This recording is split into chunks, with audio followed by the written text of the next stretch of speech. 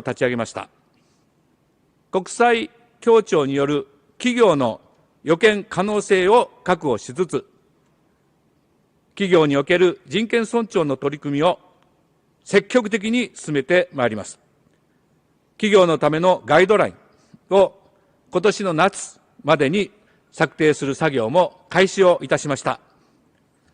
議長、この機会に、この最近の日本の取り組みを他もいくつか紹介をいたします。日本は国内外で子どもに対する暴力をなくすための取り組みを推進しており、昨年8月、行動計画を策定しました。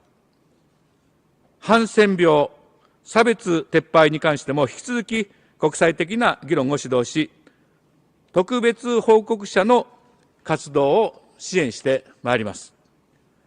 また日本は先住民族であるアイヌの人々の誇りが尊重される社会の実現に取り組んでおります。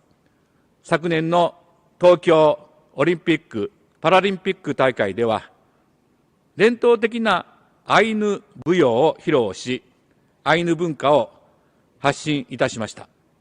この大会で全ての人がお互いの人権や尊厳を大切にし、支え合う、共生生活の実現を目指す姿を世界に示すことができたことを嬉しく思います。女性の人権の保護も重要です。本年、日本は脆弱な立場に置かれた女性に対する新型コロナ対策のため、ニューウォーマン、UN ウォーマンなどに約620万ドル拠出をいたします。議長、韓国の代表が慰安婦問題に言及をいたしました。日本政府は慰安婦問題の最終的かつ不可逆な解決を確認した2015年の日韓合意を含め、長きにわたって慰安婦問題に真摯に対応をしてきております。また、日韓合意に基づく事業につきましては、多くの元慰安婦の方々から評価を得ております。以上から韓国側の発言は受け入れられません。議長、日本は人間の安全保障、誰一人取り残さないとの理念のもと、引き続き国際社会と緊密に連携をし、人権の保護、促進に貢献をしてまいります。どうもご清聴ありがとうございました。ありがとうございました。Y ahora le doy la palabra a su excelencia, el señor Zbigniew Rau, ministro de Relaciones Exteriores de Polonia. Tiene la palabra. Bienvenido. Mr. President, Madam High Commissioner, Excellencies, ladies and gentlemen, it's imperative that I begin with condemning in the strongest terms Russian military aggression that was launched on Ukraine last week. The unprecedented armed attack destroys the foundations of the existing security architecture and constitutes a flagrant violation of international law, including the UN Charter. The horror that was imposed on my country's neighbor has already caused deaths and suffering, including among civilians, and constitutes the most deplorable degree of violations of international human rights law. It also openly confirms our worst fears that Russia holds human rights in complete disregard. Over the past years, we have observed a serious deterioration of human rights situation inside Russia and an unprecedented increase of repressive policies aiming to silence dissenting voices.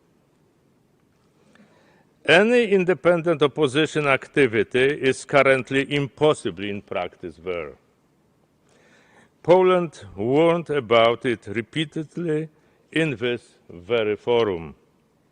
Now, Russian authorities' contempt for human life spilled over, although Ukrainian people have already suffered from Moscow's hand.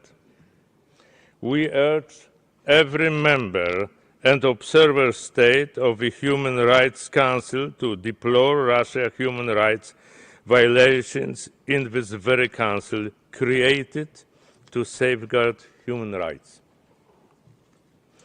Poland welcomes the Council's decision to hold an urgent debate on the human rights situation in Ukraine stemming from the Russian aggression. I thank the many members who supported it. The Council should address violations of the rights, ensuring documentation and accountability. We also need to ask ourselves, should Russia continue to be a member of the Human Rights Council? Poland continues to be alarmed by the constantly deteriorating human rights situation in the occupied Crimea, where the repressive policies of occupational Russian administration strongly targets Crimean Tatars and Ukrainians. We are also concerned by arbitrary detentions and torture already used in eastern Ukraine.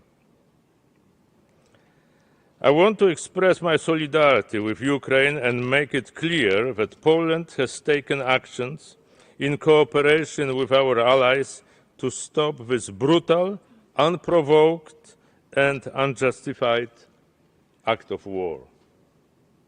The support for Ukraine's sovereignty and territorial integrity remains a cornerstone of Polish foreign policy. This support needs to be voiced clearly. We have already witnessed where Russia's aggressive policy of occupying its neighbors leads. We saw it in Abkhazia and South Ossetia, Chin Valley region, and later in Crimea. International community must not allow this to continue.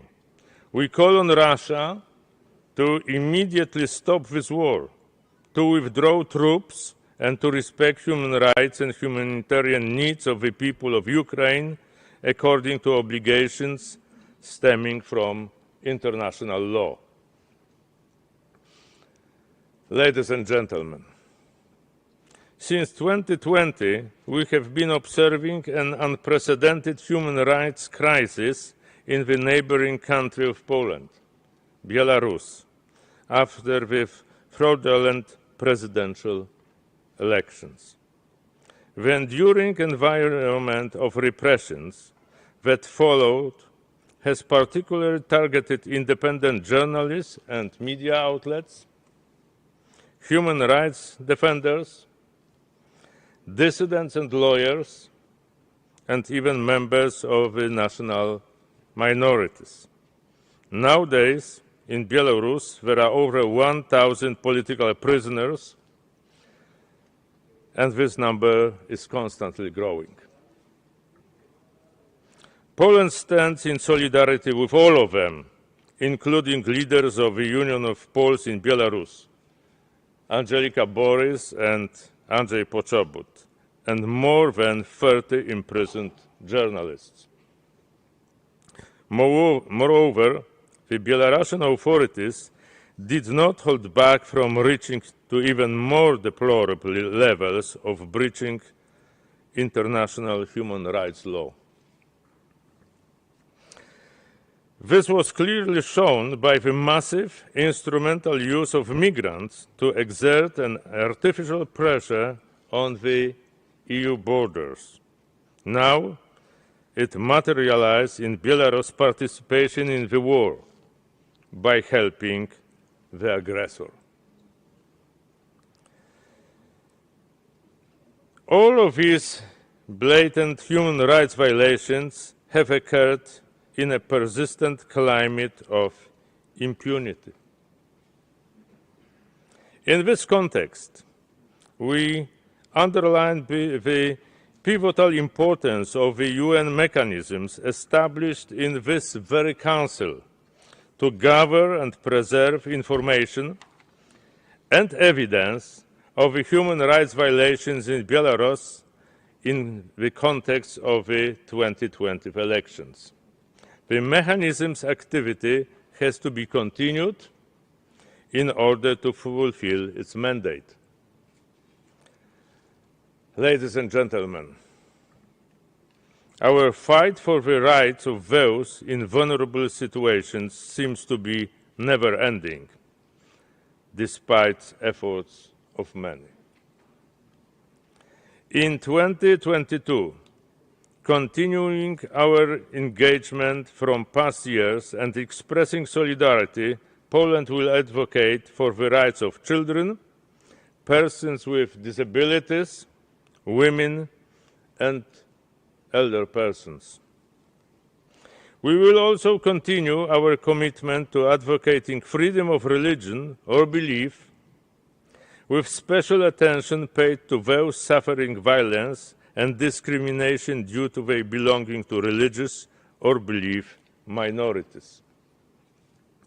We believe this is our moral obligation when conflicts, climate change, and the pandemic disproportionately affected those groups. Last but not least, Poland will continue efforts to promote principles of good governance. We also acknowledge that this Council has recently undertaken to accelerate efforts aimed at protecting human rights in the context of climate change. Distinguished colleagues, we must protect human rights always and everywhere and oppose all forms of discrimination or violence.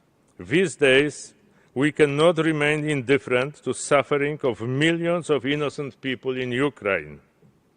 We do expect that the Council and the entire international community will live up to its responsibilities and respond in promptly and appropriately way. Poland stands with Ukraine and calls for peace. Thank you. Thank you, Your Excellency. And now I give the floor to Her Excellency Ms. Marise Payne, Minister for Foreign Affairs and Minister for Women of Australia. You have the floor. Thank you, Mr. President, Secretary-General, High Commissioner, Excellencies and distinguished delegates. Australia is a strong supporter of the multilateral system, the central tenet of which is the United Nations Charter. The Charter has been a pillar for global peace and security since it was ratified 7 decades ago. A resilient and effective multilateral human rights system makes the world safer and more secure for all, with respect, promotion and protection of human rights at its core. Australia condemns in the strongest possible terms Russia's unprovoked and unacceptable attack on Ukraine and its people. Russia has seriously breached international law and the UN Charter. We share the High Commissioner's concerns about the heightened risk of serious violations and abuses of human rights due to the deteriorating situation in Ukraine. We call on Russia to cease violence and hostilities. Australia is deeply concerned by the humanitarian cost that will be borne by the Ukrainian people as a result of this conflict. We are preparing assistance to support humanitarian relief through the UN and international agencies. Australia recognises the essential role that the Human Rights Council plays. We reiterate our firm and enduring support as an observer state and our commitment to being a constructive and open partner in human rights. A council that is fit for purpose, well-resourced, effective, transparent and accountable to member states is critical. Australia supports the Office of the Human Rights Commissioner and the independence of this office. The success of the Council depends not only on its institutional strength and resilience, but also, crucially, on the responsibility of its members to uphold the highest standards in the promotion and protection of human rights. Australia encourages cooperation and engagement from all states at the Council, but we must also acknowledge that the conduct of some states continues to fall short of the standards we expect. In this respect, Australia welcomes new Council members and their pledges to engage in the Council in good faith. We welcomed the High Commissioner's undertaking in the Council's 48th session to publicly release her office's assessment on the allegations of egregious human rights violations in the Xinjiang Uyghur Autonomous Region. Publication of this material as soon as possible is vital, given the absence of transparency from China surrounding these extremely serious abuses. We will continue to advocate for the protection, promotion and respect for human rights across our bilateral, regional and multilateral engagements, and particularly in our Indo-Pacific region. Australia continues to be particularly concerned by the deteriorating human rights situations in the DPRK, in Afghanistan and in Ethiopia. We are deeply troubled by the situation in Myanmar, where 1 year since the military coup, the Myanmar people's most basic human rights have been brutally suppressed. We continue to work with ASEAN partners and others in the international community towards a peaceful, democratic transition in Myanmar. Diversity of membership in the Human Rights Council is also vital if we're to understand the full range of human rights challenges before us and to respond effectively to them. Australia is focused on ensuring that the Indo-Pacific region is represented in both the issues considered by the Council and in its decision-making.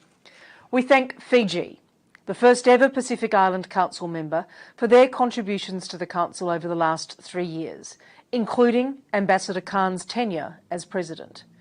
We look forward to continuing to work with the Marshall Islands as an important voice for the Pacific this year and wish Timor-Leste every success for their aspirations to become a Council member in the future. Australia continues to be committed to enhancing a Pacific voice on human rights and social inclusion. In facilitating the Pacific Satellite Summit of the Global Disability Summit, this month Australia has sought not just to elevate Pacific voices, but ensure that the social inclusion and human rights of people with a disability is a priority in our region. Social inclusion is a priority of Australia's human rights engagement.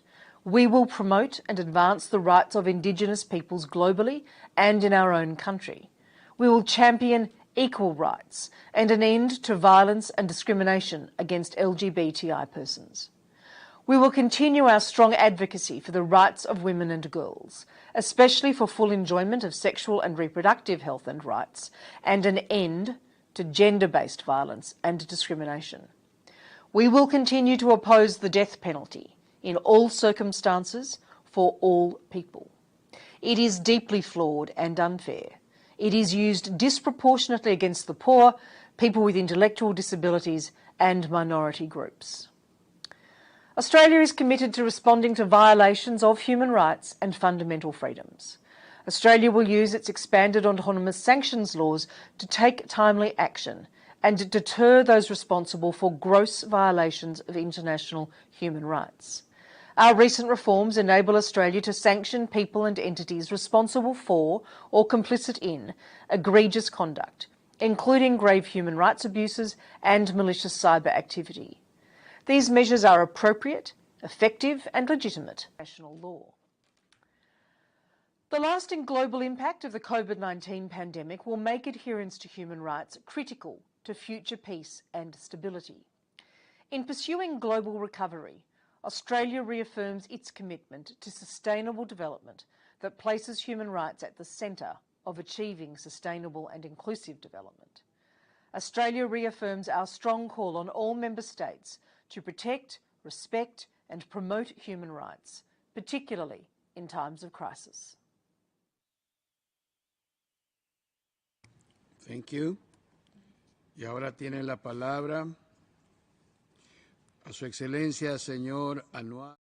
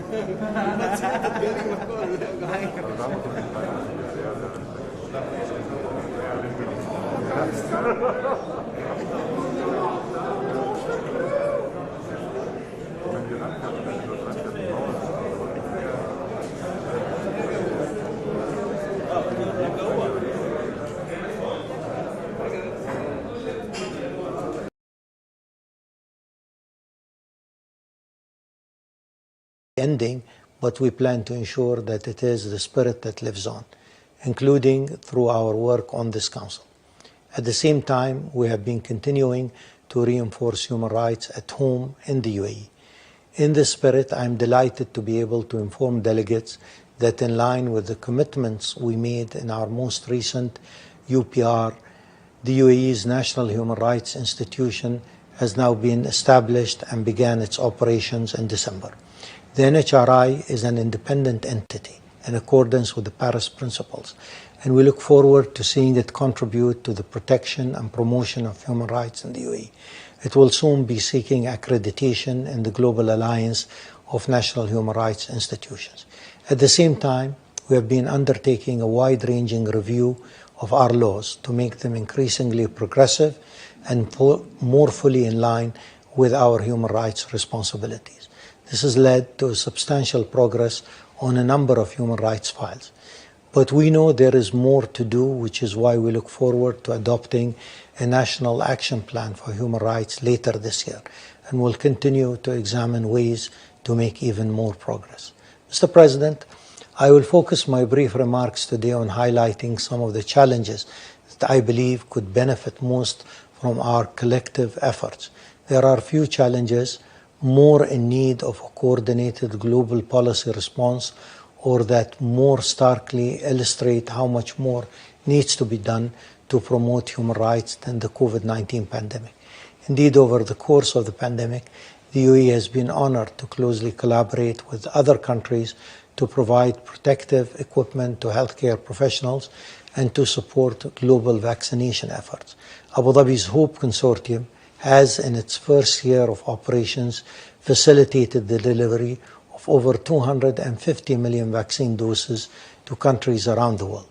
It is therefore imperative we expand our collaborative efforts to combat COVID-19 and to ensure assistance reaches those who need it most. We believe that the commitment to human rights is impossible to realize unless we empower women at all levels of society and every sector. The UAE is proud of the continued indicators of our own progress on women's rights. These are well documented, but let me just mention two recent examples. The UAE is the highest ranked country in the Arab region in the World Economic Forum 2021 Global Gender Gap Index. And as a sign of Emirati women's pioneering work in STEM subjects, women constitute 80% of the scientific team that launched the Emirates Mars mission. The issue of climate change is one that matters deeply to our young people, and one that poses a very real threat. Indeed, our youth will be the ones who are mostly impacted by it. So we have a collective responsibility to take action to mitigate the risks it poses to their future and their rights. That is why the UAE recently committed to achieve net zero emissions by 2050. And it is why we will continue to support the work of the human rights mandates on climate change that were recently adopted by the Council. At the end of last year, the UAE was honored to be chosen to host COP28 Climate Summit, which is set for November 2023. This speaks to our dedication to being a leader on global efforts to combat climate change. Mr. President, to make progress on these and other human rights related issues, it is vital that countries also strive to promote peace and security. Unless we do so, it will make the task of protecting and promoting human rights significantly more challenging. Regrettably, the new year has seen an escalation of tensions in our region. In the last month alone, there have been multiple ballistic missile and drone terrorist attacks launched by the Houthis and other non-state actors. These took the lives of 3 innocent civilians in the UAE. We're grateful for the condemnation of these terrorist attacks by the Security Council and the support expressed by more than 120 countries. We now urge the international community to take decisive and tangible steps to pressure the Houthis to end this aggressive behavior and to engage in serious efforts to implement a ceasefire and reach a political solution in Yemen. Beyond the clear violation of international law that these terrorist attacks represent, we also see them as an attempt to undermine our efforts to promote peace and security throughout the region. Despite this, the UAE remains steadfast in our dedication to build the Middle East with prosperity, peace, and human rights for all. That is why the UAE has been working hard to build bridges through both bilateral and multilateral channels. We're taking determined steps to strengthen diplomatic relations with other countries in our region, especially those with whom we have had some disagreements in recent years.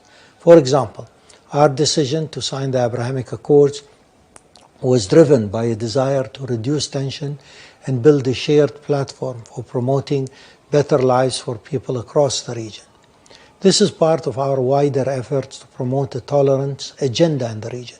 We need countries to come together to counter hateful ideologies that threaten peace between communities and that violate the human rights of others. Distinguished delegates, it is in that spirit that we look forward to collaborating with you to advance human rights for the benefit of all people everywhere. Thank you, Mr. President. Thank you. Shukran.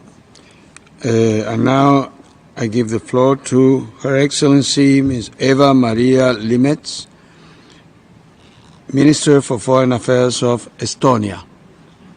You have the floor, madam. Mr. President, Excellencies, ladies and gentlemen, this spring's Human Rights Council is being overshadowed by a large-scale war started by Russia in the center of Europe in Ukraine. This has led to a widespread humanitarian catastrophe already in 5 days.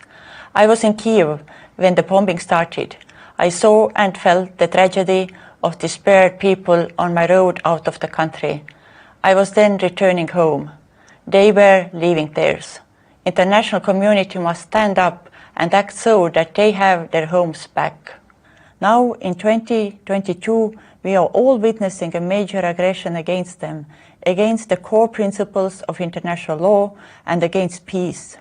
Russia alone is responsible for what has happened and must be held fully accountable for its unprovoked, aggressive and illegal actions against Ukraine's sovereignty and territorial integrity and a crime against the people of Ukraine. Let me be clear.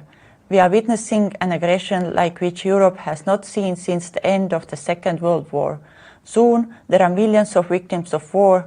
Russia must grant humanitarian access to people in need of food and medicines.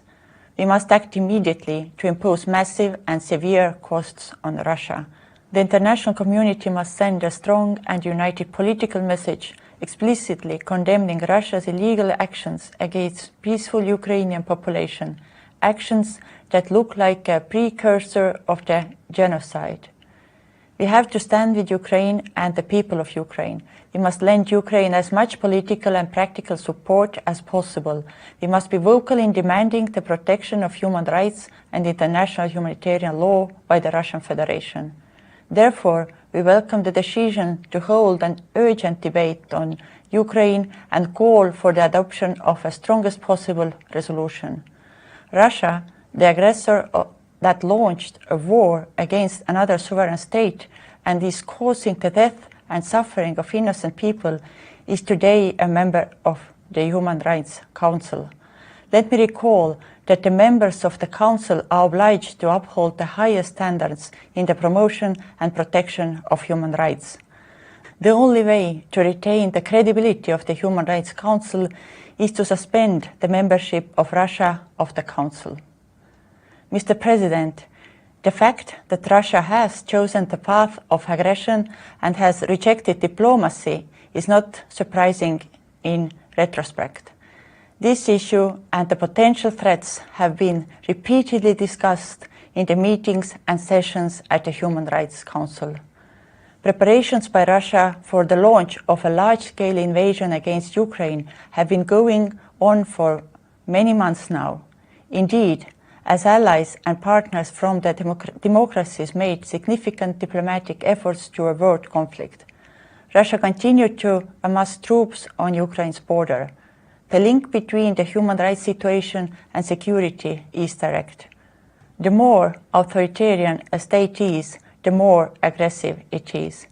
Serious human rights violations often indicate potential armed conflict and thereby function as a warning mechanism. Over the last 2 decades, we have seen a steady decline in human rights in Russia and Belarus.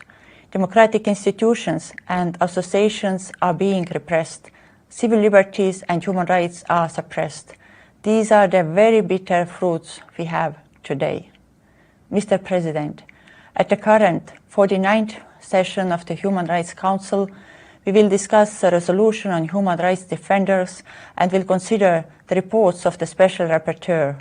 The importance of the role of individuals and civil society institutions that promote and protect human rights and fundamental freedoms cannot be overestimated. Their actions are very much needed and deserve sincere gratitude. It is our duty to support and protect these people and institutions. Growing authoritarianism in many countries has led to a situation where civil society institutions are being instrumentalized. Human rights defenders discover that they have been branded as foreign agents, have suddenly become dissidents in their own country, and face real imprisonment. They also face regular threats, attacks, reprisals, and acts of intimidation by the authorities. Women human rights defenders, who are often working in life-threatening circumstances, are particularly exposed to sexual and gender-based violence. There is mounting evidence that systematic and state-led strategies are used to silence human rights defenders. All these incidents of violence need to be documented, and we demand that those responsible are brought to justice. The international community must do everything to prevent such acts of violence. Mr. President, I also want to express my concern for the human rights group Memorial International, whose first honorary chairman was Nobel Peace Prize winner Andrei Sakharov, and which has recently been closed by Russia's Supreme Court. Please allow me to pay tribute to all journalists who, like human rights defenders, stand for human rights and human dignity and often sacrifice their lives to tell the truth. A few weeks ago, the Global Conference for Media Freedom was held in Tallinn, the capital of Estonia. The motto used by the conference came from the Universal Declaration of Human Rights. The freedom to seek, receive, and impart information and ideas through any media is crucial to enabling the exercise of all other human rights. Next year, we will celebrate the 75th anniversary of this key UN document, and it is as relevant as ever. Thank you for your attention. Thank you, Your Excellency. Y ahora tiene la palabra Su Excelencia el señor Roberto Álvarez, Ministro de Relaciones Exteriores de la República Dominicana. Tiene la palabra, Excelencia. Señor Antonio Guterres, Secretario General de las Naciones Unidas. Señora Michelle Bachelet, Alta Comisionada de Naciones Unidas para los Derechos Humanos, señor Federico Villegas, presidente del Consejo de Derechos Humanos, señor Ignacio Casís, presidente de la Confederación Suiza, distinguidos jefes y jefas de Estado y de Gobierno, distinguidas ministras y ministros, señoras y señores. Tras 16 años de la creación del Consejo de Derechos Humanos, hoy, frente a una crisis mundial considerada la peor catástrofe en un siglo, aún nos queda mucho camino por recorrer y grandes retos por superar. Esta pandemia ha exacerbado aún más las ya difíciles situaciones de las poblaciones más vulnerables y el surgimiento de nuevos desafíos que reclaman nuestro esfuerzo mancomunado. A pesar de ello, vemos con optimismo las palabras expresadas por el presidente de la Asamblea General de que este es el año de la recuperación. Para ello, es preciso adoptar medidas que contribuyan al desarrollo, a la paz y a la seguridad en todas las naciones, lo cual solo se podrá lograr desde un multilateralismo renovado. El gobierno dominicano, en aras de no dejar a nadie atrás, ha impulsado un plan de vacunación gratuito que ha sido exitoso, con resultados a la vista y cifras elocuentes. El 67% de la población elegible está completamente vacunada, cifra que ha ido en aumento en estos primeros meses del 2022. Aproximadamente el 79% de la población tiene al menos una dosis y más de un 27,5% tiene una tercera dosis, con una letalidad actual de 0,4%, siendo esta una de las menores del mundo. En ese sentido, creemos firmemente en la necesidad de que todos tengamos acceso de manera equitativa a las vacunas. República Dominicana ha donado en solidaridad unas 820,000 dosis a varios países de nuestra región. Llegado a este punto, me permito citar las palabras de nuestro presidente Luis Abinader de que solo estaremos seguros cuando todos estemos vacunados. En este trimestre damos inicio al 49º periodo de sesiones del Consejo de Derechos Humanos y con ello República Dominicana reitera su compromiso con la democracia y los derechos humanos. Nuestro país ha ratificado los principales convenios de derechos humanos y les ha otorgado rango constitucional. En el 2004, 2 años después de la creación de este Consejo, creamos la Comisión Interinstitucional de Derechos Humanos en nuestro país, un mecanismo que integra a todas las instituciones de los 3 poderes del Estado en aras de cumplir con mayor eficacia con nuestros compromisos internacionales. La progresividad del derecho internacional de los derechos humanos nos ha permitido adoptar normas, planes y programas para mejorar la calidad de vida de todas las personas en nuestro territorio. Un ejemplo a citar es el Plan Nacional de Derechos Humanos, que describe la política pública transversal en esta materia en todo el sistema gubernamental y que aborda derechos civiles y políticos, derechos económicos, sociales y culturales. Protege las poblaciones más vulnerables y los migrantes. Alerta contra la discriminación, la trata de personas, entre otras materias. Para seguir ampliando los compromisos, tenemos gran interés en trabajar más de cerca con la comunidad internacional. Por eso hoy, en este escenario, República Dominicana anuncia su candidatura al Consejo de Derechos Humanos, dispuestos a mantener y promover las más altas exigencias en materia de la promoción y protección de todos los derechos. Cooperar con los trabajos del Consejo y continuar contribuyendo con los diferentes mecanismos existentes en esta materia que permiten su evaluación e implementación. República Dominicana presenta su candidatura para el periodo 2024-2026 al Consejo de Derechos Humanos, convencidos de que, como país caribeño, jugaremos un rol importante, mostrando con nuestro ejemplo el valor y la importancia de nuestra región en la defensa de los valores proclamados en la Declaración Universal de Derechos Humanos, para lo cual esperamos contar con el apoyo de todos ustedes. Muchas gracias. Muchas gracias, Excelencia. Tiene la palabra ahora Su Excelencia, el señor Đorđe Radulović, ministro de Relaciones Exteriores de Montenegro. Tiene la palabra. High Commissioner, Mr. President, Excellencies, ladies and gentlemen, distinguished delegates. We are holding the first HRC session this year against the backdrop of one of the most severe security and humanitarian crises in Europe's recent history. Montenegro remains deeply concerned about the situation on the ground and the growing number of human casualties.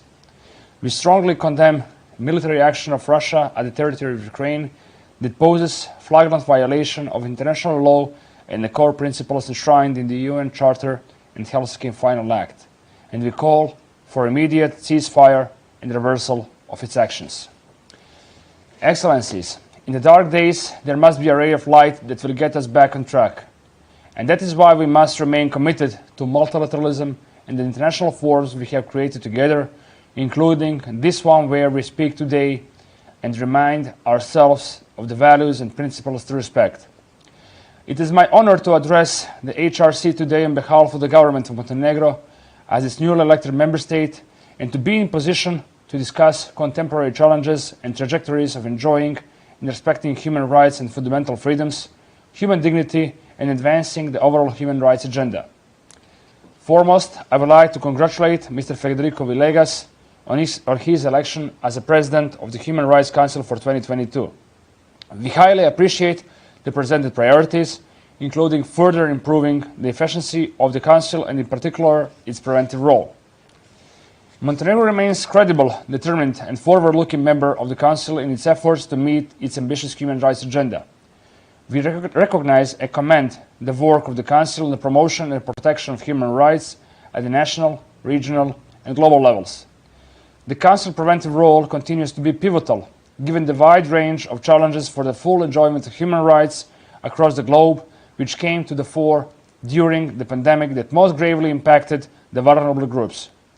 Along those lines, we strongly advocate the active and sustainable promotion of human rights, the rule of law, and democracy in building more inclusive, just, solidary, and resilient societies that promote and ensure the full protection of civil, political, economic, social, and cultural rights. In that vein, we are utterly committed to sustainably contributing to the HRC mandate and to promoting an open, inclusive, and constructive dialogue between member states. Mr. President, Montenegro is strongly committed to protecting and promoting the universality, indivisibility, and interdependence of human rights at all levels as a precondition for sustainable peace and security. The COVID-19 pandemic has exacerbated existing inequalities and deepened the discrimination and the poverty gap. It is therefore our shared responsibility to ensure an inclusive, sustainable, and more equitable recovery from the global crisis, including the human rights crisis. This also means making vaccines against COVID-19 public good and ensuring equal access to and distribution of all vaccines to all. We strongly condemn massive, systemic, and widespread human rights violations, including attacks on civilians, journalists, and human rights defenders, documented cases of enforced disappearance, forced detention, torture, and other cruel punishments. Being strongly committed to advancing the human rights agenda, Montenegro will continue to also support the work of the High Commissioner and her office, projects and initiatives to strengthen human rights and freedoms globally. We remain concerned about the humanitarian tragedy and the growing number of persons in need in many conflict-affected countries. We recognize the importance of ensuring accountability for atrocity crimes and preventing their recurrence, emphasizing the important role of the International Criminal Court in this regard. Excellencies, as a member state of the Council, Montenegro will continue its constructive engagement in the work of HRC, addressing the most pertinent issues on the agenda.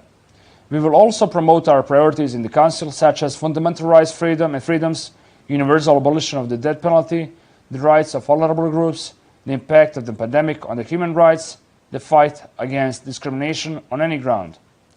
We will place a strong focus on children left behind, both within and beyond the pandemic context, promoting efforts and resolutions toward gender equality, and actively participating at the same time in the sessions dedicated to access to education for most vulnerable groups, including minorities, Roma, and refugees. We will also continue to participate in the work of core groups and groups of friends having Montenegro as a member. We unequivocally support the right of all citizens to express their view and to make demands for positive change.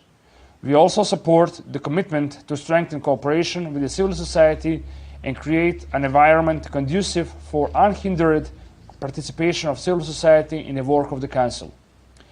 Montenegro will also participate in efforts to strengthen the effectiveness of the UN treaty bodies and other human rights mechanisms.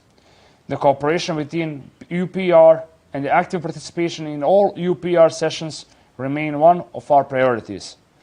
Special procedures are an essential component of the UN human rights system, and we encourage all countries to issue this standing invitation and accept their visits given the expertise the mandate holders can provide. Mr. President, at the national level, Montenegro is continuously striving to implement the necessary reforms aiming to build a stronger, sustainable, and resilient system. We also see our membership in the HRC as an opportunity to further advance the national human rights agenda, including the system to protect the human rights of the most vulnerable. Montenegro's priorities in HRC are in line with our ongoing EU integration. We firmly believe that the synergy of these two processes will further enhance respect for the rule of law, human rights, and fundamental freedoms in Montenegrin society toward further building a more resilient, more inclusive, and more open society. Finally, I would like to reassure you that you can count on Montenegro as a constructive and dedicated partner in our joint efforts to strengthen respect for human rights across the world and to enable a dignified life and full enjoyment of human rights and freedoms for all. Thank you very much for your attention. Thank you, Your Excellency. Y ahora tiene la palabra Su Excelencia el señor Ahmad Arman, Ministro de Asuntos Legales y Derechos Humanos de Yemen. Tiene la palabra. سعادة السيد رئيس مجلس حقوق الإنسان الموقر، أصحاب المعالي والسعادة المشاركون جميعا، إنه لشرف كبير لي أن أتحدث إليكم في هذا المحفل الدولي الهام لما تمثله حقوق الإنسان من مبادئ وأهداف نبيلة لمجتمعاتنا البشرية التواقة للعيش بكرامة وحرية وأمن وسلامة وتنمية. وللأسف تنعقد هذه الفعالية الرفيعة المستوى وبلد اليمن يدخل عامه الثامن من الحرب والمعاناة بسبب ما أقدمت عليه ميليشيات الحوثي في سبتمبر 2014.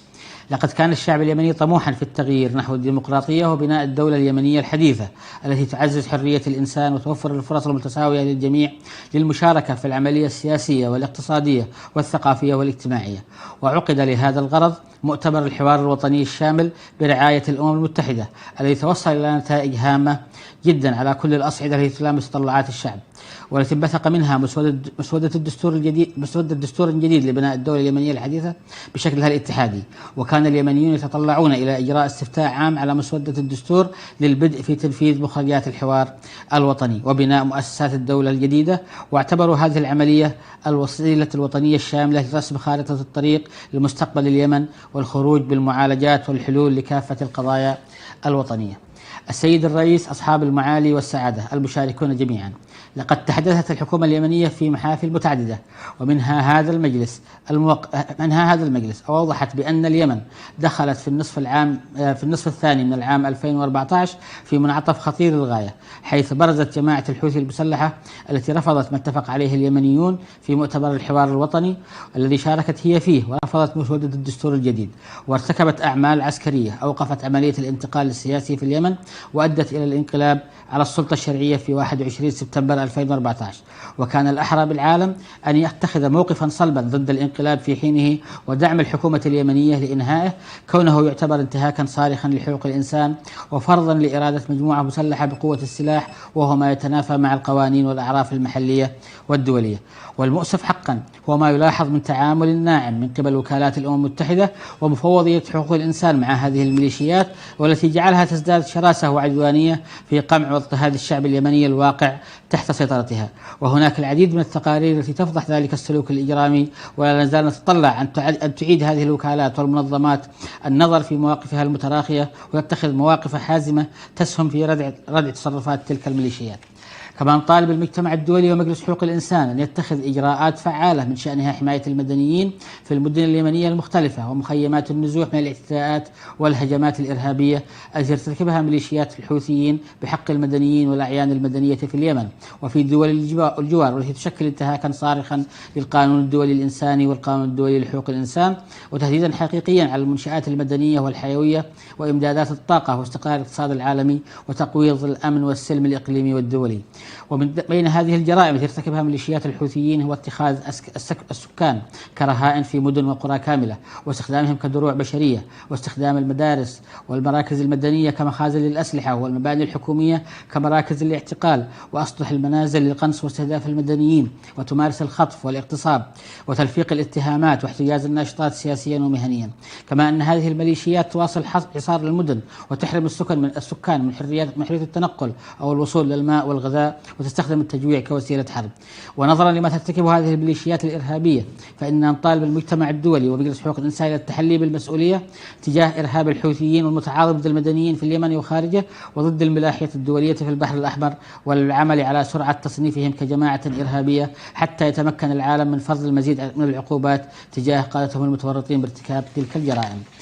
السيد الرئيس، أصحاب المعالي والسعادة الحاضرون جميعا، إن الوضع المأساوي الناتج عن الانقلاب أوجد معاناة إنسانية حقيقية في اليمن، وخاصة في تلك المناطق الواقعة تحت سيطرة الميليشيات الحوثية بسبب تصرفاتها اللا إنسانية المتجسدة في نهب أموال الدولة من عوائد الجمارك والضرائب والمؤسسات الإرادية الأخرى. ووصلت حد تلك الممارسات حد سرقة المساعدة الإنسانية كما اعترفت بها بعض الوكالات الدولية.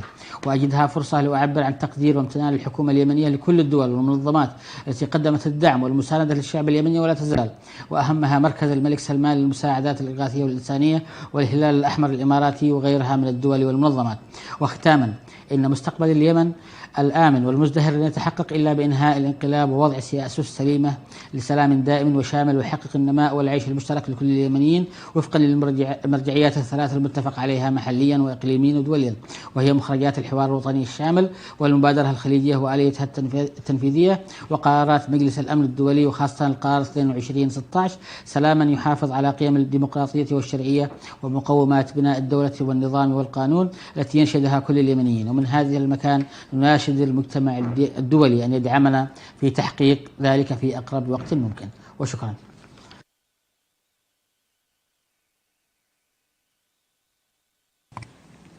Shukran.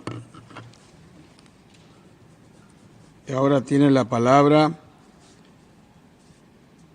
Su Excelencia el señor Bui Tan Son, Ministro de Relaciones Exteriores de Vietnam.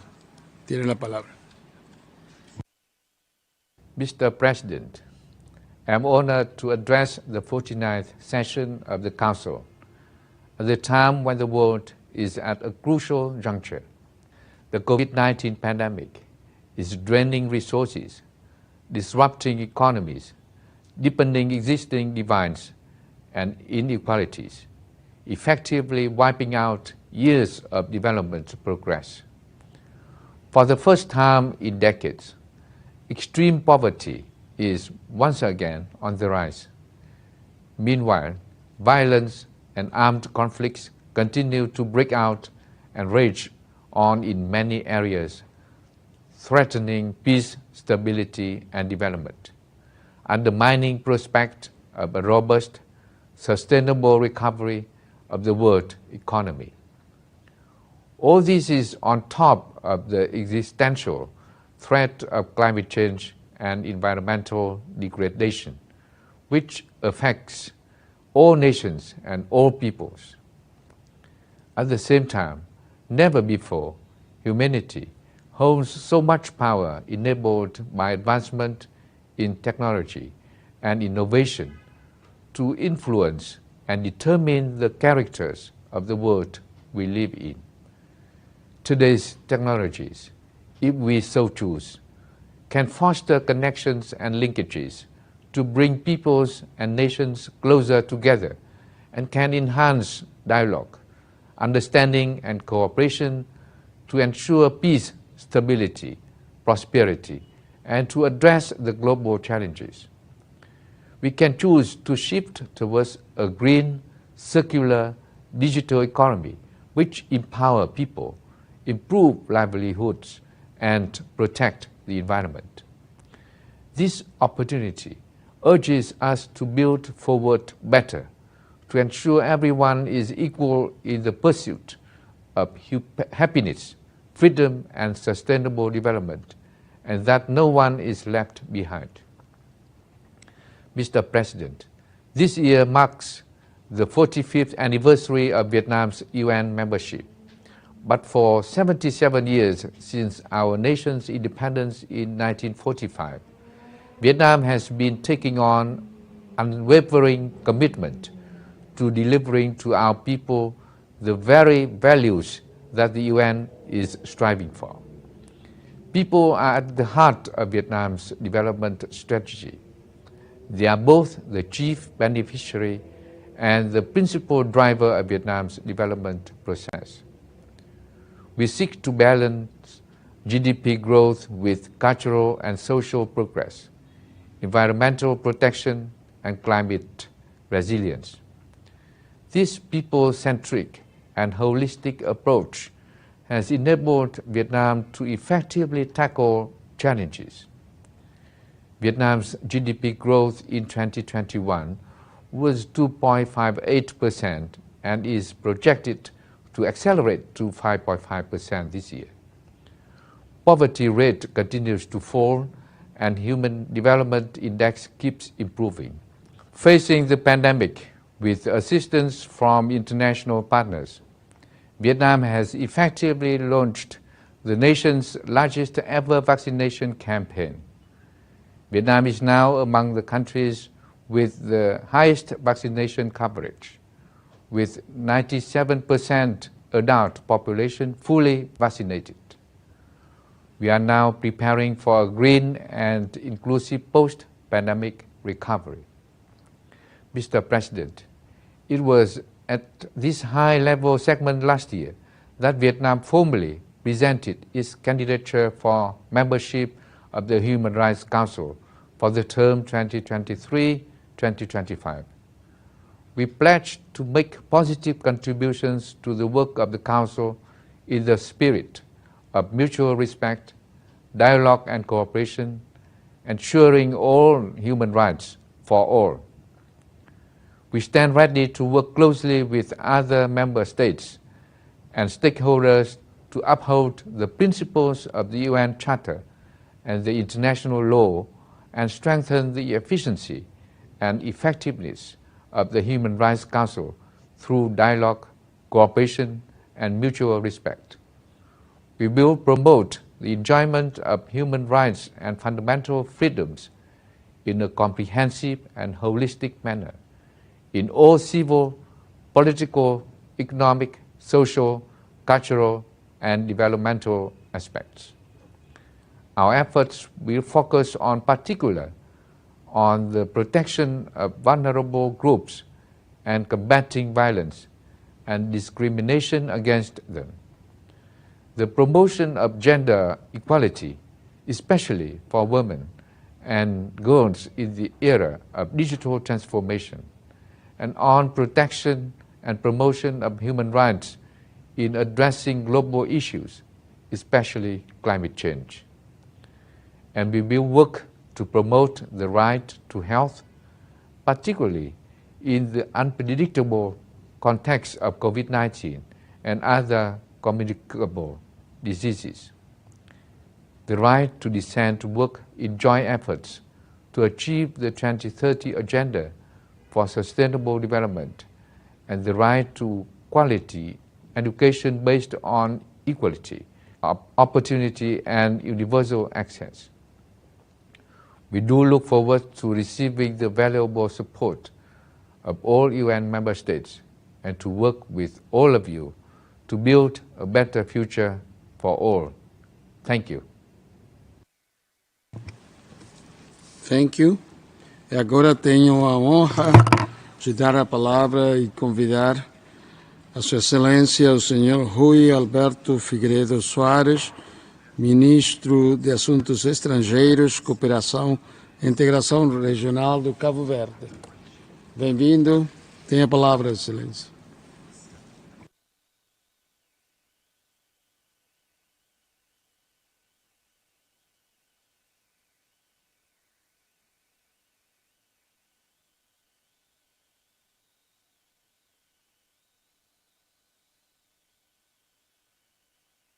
Obrigado, Sr. Presidente, Excelências, distintos delegados, minhas senhoras e meus senhores. Sr. Presidente, começo por felicitar Vossa Excelência pela sua eleição como Presidente do Conselho e manifestar total disponibilidade da delegação de Cabo Verde para colaborar consigo e com os demais membros do Conselho para reforçar o diálogo em matéria dos direitos humanos.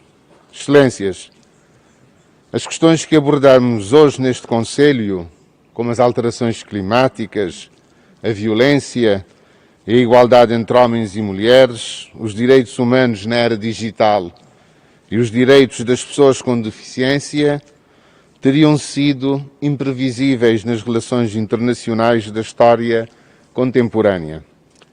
Embora tenhamos feito muitos progressos, há ainda muito trabalho por fazer. Reunimos-nos nesta sessão num contexto de pandemia e da devastação causada pela Covid-19. O Conselho dos Direitos Humanos oferece, pois, importantes contributos para a construção de melhor renovação do contrato social, prevendo um caminho a seguir, não deixando ninguém para trás. Temos de aproveitar todas as oportunidades para alcançar uma recuperação inclusiva e sustentável e, para isso, temos de passar de medidas de mitigação temporárias para investimentos de longo prazo ancorados numa perspectiva dos direitos humanos. Excelências, a pandemia da Covid-19 levou-nos aos nossos limites, testando a nossa resiliência em todos os setores da economia e áreas do desenvolvimento.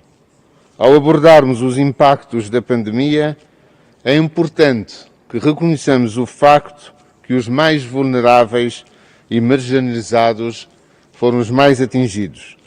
A pandemia desestabilizou e devastou os mais pobres das nossas comunidades, agravando as desigualdades existentes e invertendo os progressos na concretização dos Objetivos de Desenvolvimento Sustentável. Em 2021, muitos relatórios, diálogos e resoluções sublinharam a importância de uma cooperação internacional eficaz e de parcerias na resposta às consequências socioeconómicas da pandemia. No entanto, a pandemia não é apenas uma crise económica e de saúde, é também uma crise dos direitos humanos. É, por isso, imperativo que todos os esforços de resposta e recuperação para a pandemia da Covid-19 estejam centrados nos direitos humanos e promovam a proteção dos nossos cidadãos, em particular dos mais vulneráveis. O Conselho analisou o impacto negativo desproporcionado da pandemia nos direitos humanos das mulheres e das raparigas e salientou a importância de se prosseguir ativamente para alcançar a igualdade entre homens e mulheres. Por outro lado, a pandemia da Covid-19 e a gestão das vacinas contra esta doença exacerbaram uma série de questões relacionadas com a proteção e promoção dos direitos humanos, nomeadamente o direito à saúde. Com a disparidade existente no acesso às vacinas, é essencial que os esforços de resposta incluam a distribuição igual e justa das vacinas para todos. Sr. Presidente, para que a universalidade dos direitos humanos não seja apenas uma palavra vã, é essencial que todos tenhamos a oportunidade e o acesso à participação no Conselho dos Direitos Humanos. Para alguns Estados, especialmente aqueles que não têm representação em Genebra, a falta de recursos e logística podem, efetivamente, dificultar o envio de uma delegação ao Conselho. Por esta razão, o Fundo Fiduciário de Assistência Técnica Voluntária para apoiar a participação dos países menos desenvolvidos e dos CIDs, Pequenos Estados Insulares em Desenvolvimento, esse mecanismo foi criado em 2012. Esse fundo, que funciona com contribuições voluntárias dos Estados-membros da ONU, foi a resolução mais patrocinada pelo Conselho dos Direitos Humanos desde a criação deste organismo em 2006. Um recorde de 160 Estados-membros apoiaram esta decisão. Este mês assinala-se o 10º aniversário do Fundo Fiduciário, este importante marco que oferece uma oportunidade para refletirmos sobre as realizações alcançadas, sublinhar e reiterar a importância da participação universal de todos os Estados-membros das Nações Unidas no trabalho do Conselho dos Direitos Humanos. Em 2021, o Fundo apoiou 19 delegados dos CIDs e dos PMAs, 11 mulheres e 8 homens, promovendo deste modo a paridade de género no Conselho. Apesar dos obstáculos derivados pela pandemia da Covid-19, o Fundo facilitou 2 workshops do Fundo Fiduciário Regional Virtual para as regiões africanas e asiáticas. Presentemente, 31 doadores já contribuíram para o Fundo, comparado com apenas 2 em 2014. Embora as delegações tenham provavelmente notado o número crescente de delegações conjuntas dos CIDs, há ainda muito trabalho por fazer.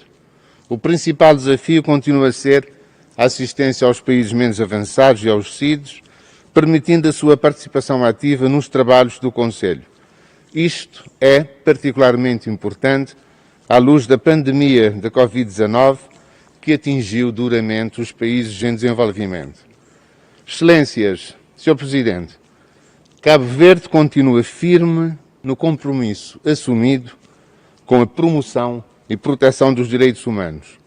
O papel dos Conselhos dos Direitos Humanos é hoje mais vital do que nunca.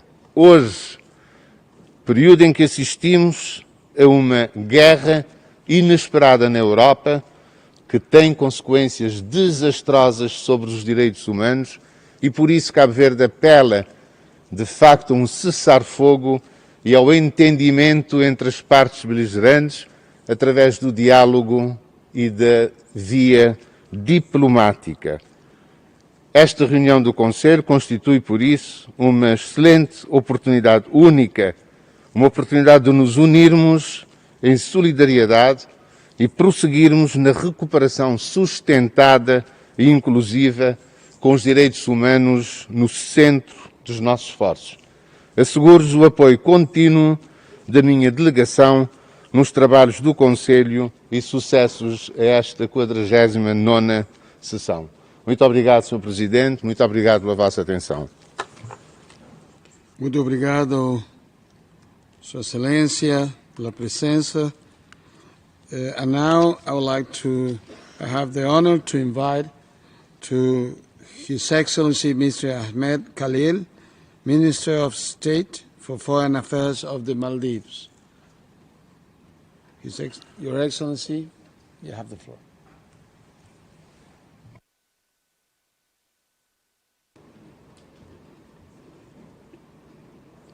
Bismillah ar-Rahman ar-Rahim. Mr. President, Madam High Commissioner, Excellencies, distinguished delegates. At the outset, I would like to take this opportunity to congratulate you, Mr. President, on your election as the President of the 49th session of the Human Rights Council. I wish you and your team a successful year ahead. Rest assured, as in previous sessions, the Maldives will continue to extend its full support to to the Council under your able leadership. Mr. President, it will soon be 2 years since the start of the COVID-19 pandemic. Fortunately, the Maldives is on the road to recovery with strong public health and economic measures. More than 80% of the eligible population has been vaccinated, irrespective of their legal status or nationality. To achieve similar success on a global scale, it is important that the international community ensures equitable and affordable access to COVID-19 vaccines.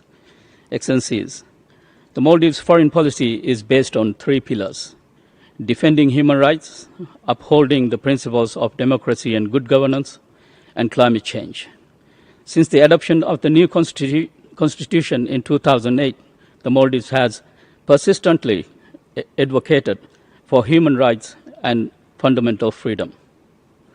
Together with other small states, we have worked tirelessly to bring global attention to the existential threat of climate change and effects on the full enjoyment of human rights. We have worked hard to bring to forefront the human dimensions of climate change and have taken the lead on a series of resolutions on human rights and climate change, including early mandates such as Resolution 19/10, establishing the Special Rapporteur on Human Rights and Environment. We are also proud to have been a lead co-sponsor of the historic landmark Resolution 48/13, by which, for the first time, the Council recognized the right to a clean, healthy, and sustainable environment as a human right.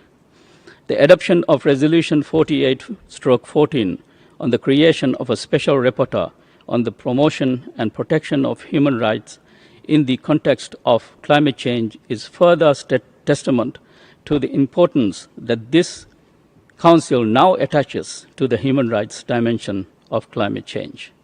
Excellencies, beyond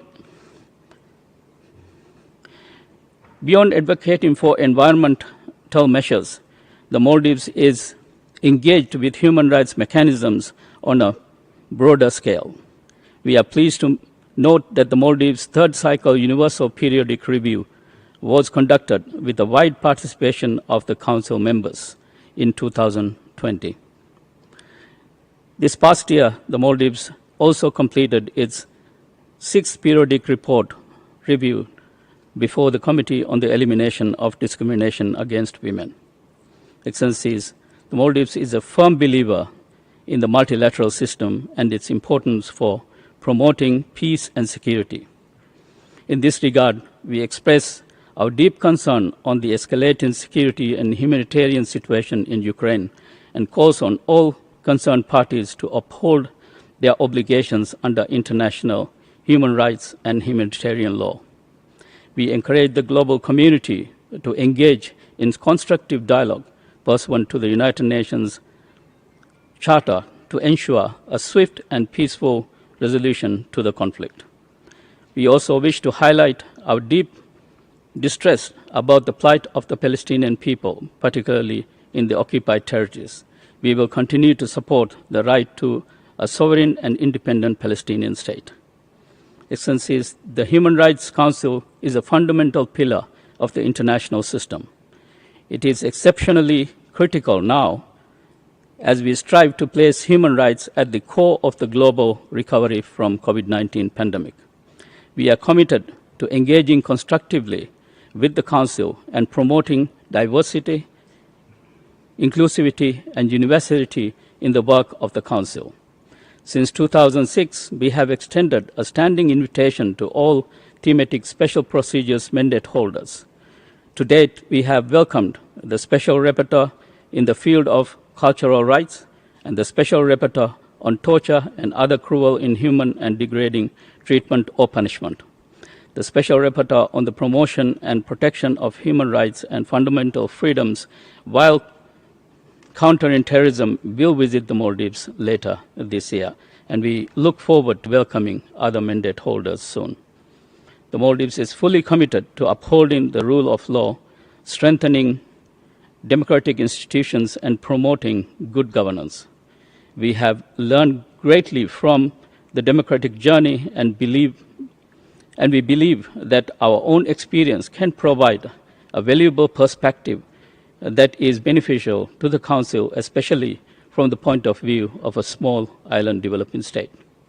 It is in this spirit that the Maldives has presented its candidature to the membership of the Human Rights Council for the term 2023 to 2025.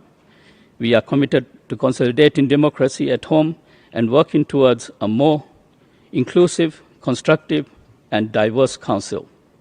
We pledge to offer a voice for the voiceless, the marginalized, and the smallest countries to ensure that no one is left behind. I thank you, Mr. President. I thank you, Your Excellency.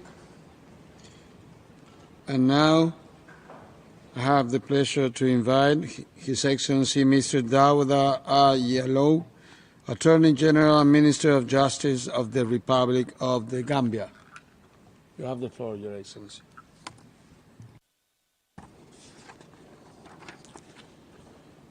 Mr. President, Excellencies, at the outset, allow me to convey warm greetings from the people and government of the Republic of the Gambia, and to also extend our gratitude to His Excellency Mr. Abdullah Sahid, President of the General Assembly, His Excellency Mr. Antonio Guterres, Secretary General of the United Nations, H.E. Ms. Michelle Bachelet, the United Nations High Commissioner for Human Rights, and SEM Ignacio Cassis, the President de la Confederación de Suisse, for participating in the 49th session of the Council.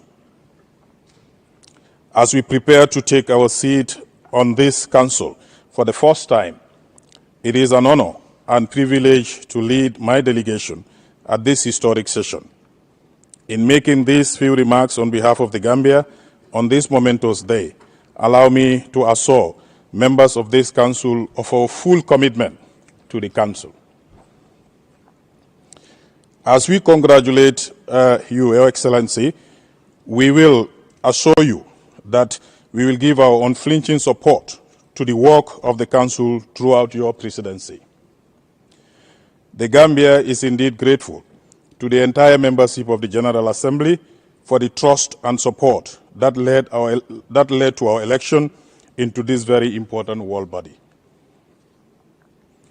Mr. President, Excellencies, with the firm conviction that human rights constitute an essential basis for peace, inclusion, and sustainable development, and the strengthening of the rule of law, the Gambia aspires to contribute to the work of the Council in promoting and supporting proposals that reinforce the efficiency of its organs, procedures, and mechanisms for the promotion and protection of human rights within the principles of transparency, collaboration, respect, and equality among states, as well as promoting cooperation, dialogue, justice, and international solidarity. Human rights and fundamental freedoms are an integral part of the institutions established by the Gambian Constitution, with a view to safeguarding human dignity as a common and intrinsic condition that applies to all persons subject to the jurisdiction of the state. The Gambia, as a host country of the African Commission on Human and People's Rights, shall continue to cooperate and collaborate effectively and participate in the affairs of all established regional and sub-regional human rights treaty bodies. Mr. President, Excellencies, a people conscious of their moral and legal commitment to human dignity chose to champion once again the cause of democracy in the face of a dictatorship and brought a democratic change that ended 22 years of darkest horror in our history and replaced it with a representative and participatory administration under the leadership of His Excellency Mr. Adama Barrow, President of the Republic of the Gambia. Gambians chose a new beginning, characterized by rule of law and transitional program sanctioned by the people. The vision for a new Gambia led to the creation of the Truth, Reconciliation and Reparation Commission in 2018. The TRRC, which was established to create an impartial historical record of human rights violations committed for 22 years, has submitted its report in November 2021. This process of establishing truth with a view to bringing closure for a nation that was brutally violated and horribly scarred for more than 2 decades has taught Gambians important lessons that our country can never forget. Today, we have turned our past experiences into reconciliation and a commitment to non-recurrence, never again. With our ambition to developing our nascent democratic institutions while strengthening the rule of law, we have also established a National Human Rights Commission as an independent oversight body to promote and protect human rights in the Gambia.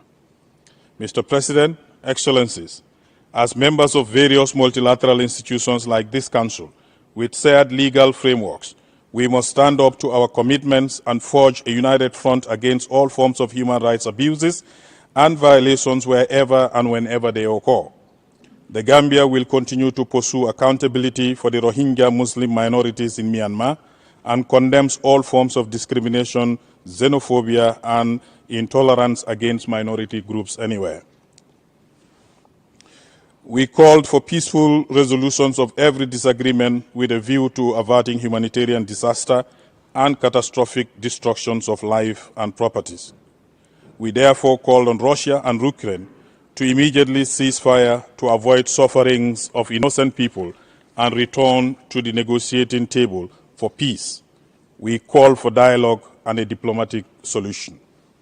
Mr. President, Excellencies, the menace of COVID-19 pandemic affected all countries, but the perilous economic and human rights challenges are more severe on the least developed countries than on the developed states.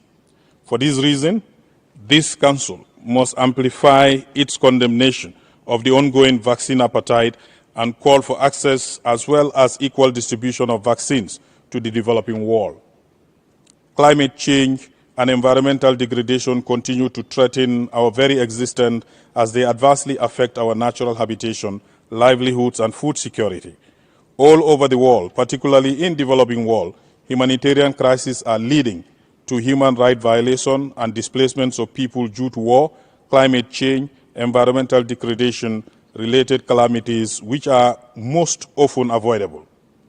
We applaud the continued commitment of the Council in finding solutions to these problems. Mr. President, Excellencies, in conclusion, the Gambia warmly welcomes the Council's Resolution 1910, recognizing environmental degradation and climate change as interconnected human rights crises. As a nation with a proven commitment to cutting down emissions, we are committed to undertaking actions that contribute to keeping the world from exceeding Paris Agreement goal of limiting global warming to 1.5 degrees. The Gambia continues to pursue the agenda of putting people first to achieve right to food, right to decent living, and right to safe, healthy, and sustainable environment. We also look forward to ensuring the effective implementation of this resolution to promote economic, social, and environmental policies, actions that will protect people and nature. Let me reiterate our full commitment and support for the work of the Council. I wish you all a successful and fruitful 49th session. Thank you for your kind attention. Thank you very much, Your Excellency. And now I give the floor to His Excellency Mr. Simon Cavani, Minister for Foreign Affairs of Ireland. You have the floor, sir. Mr. President, High Commissioner, it's a privilege to address this Human Rights Council.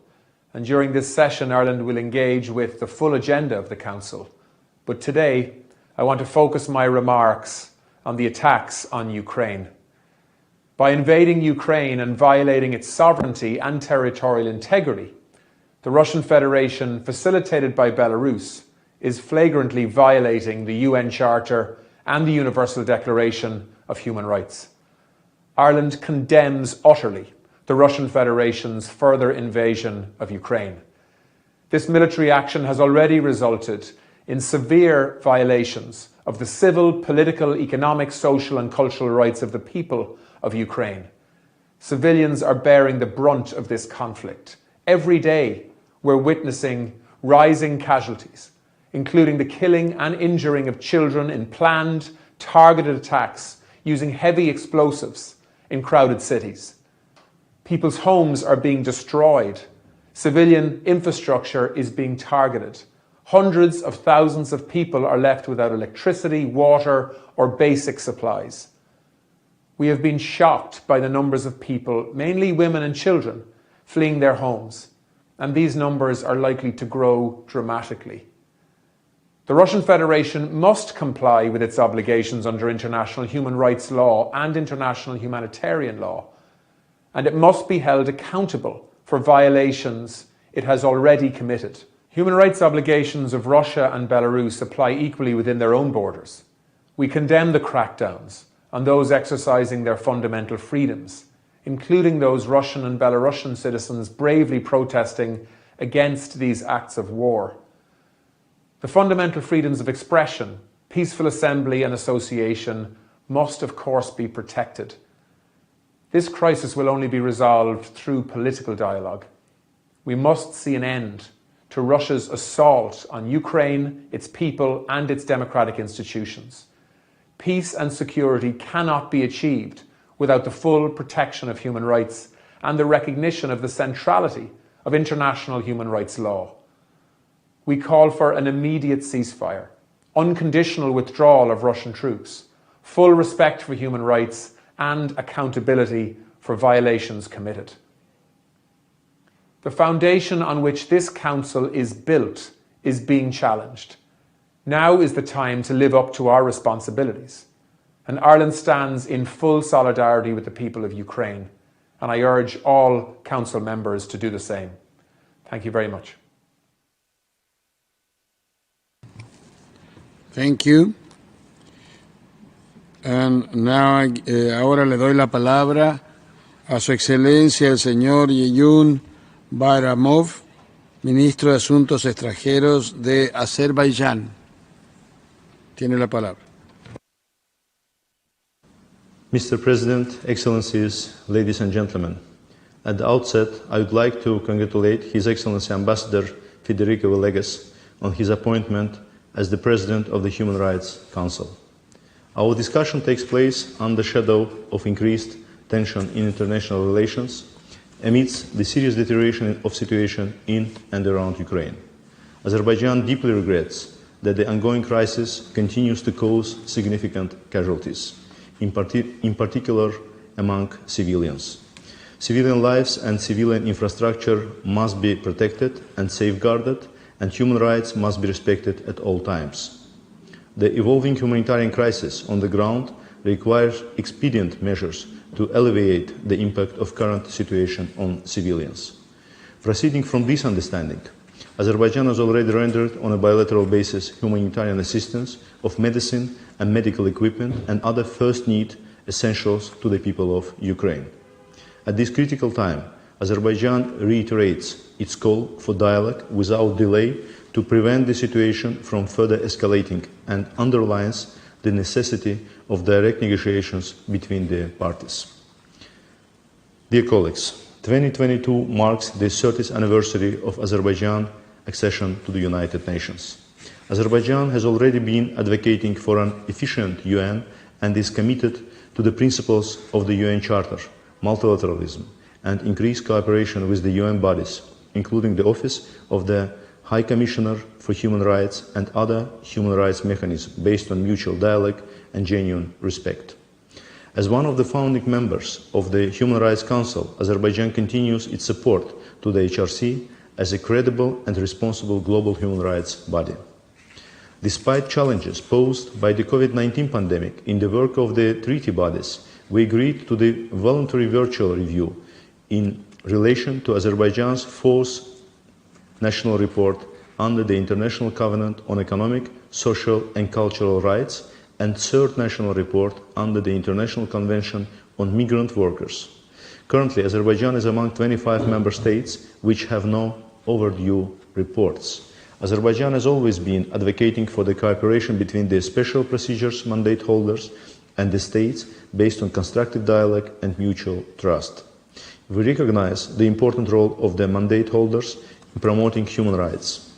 With this in mind, my government has extended standing invitation to all special procedures mandate holders and has welcomed a number of them in the country. We emphasize that all special procedures mandate holders in discharging their mandate shall be guided by the UN Charter, respect for the sovereignty and territorial integrity of states, and the code of conduct of the special procedure mandate holders.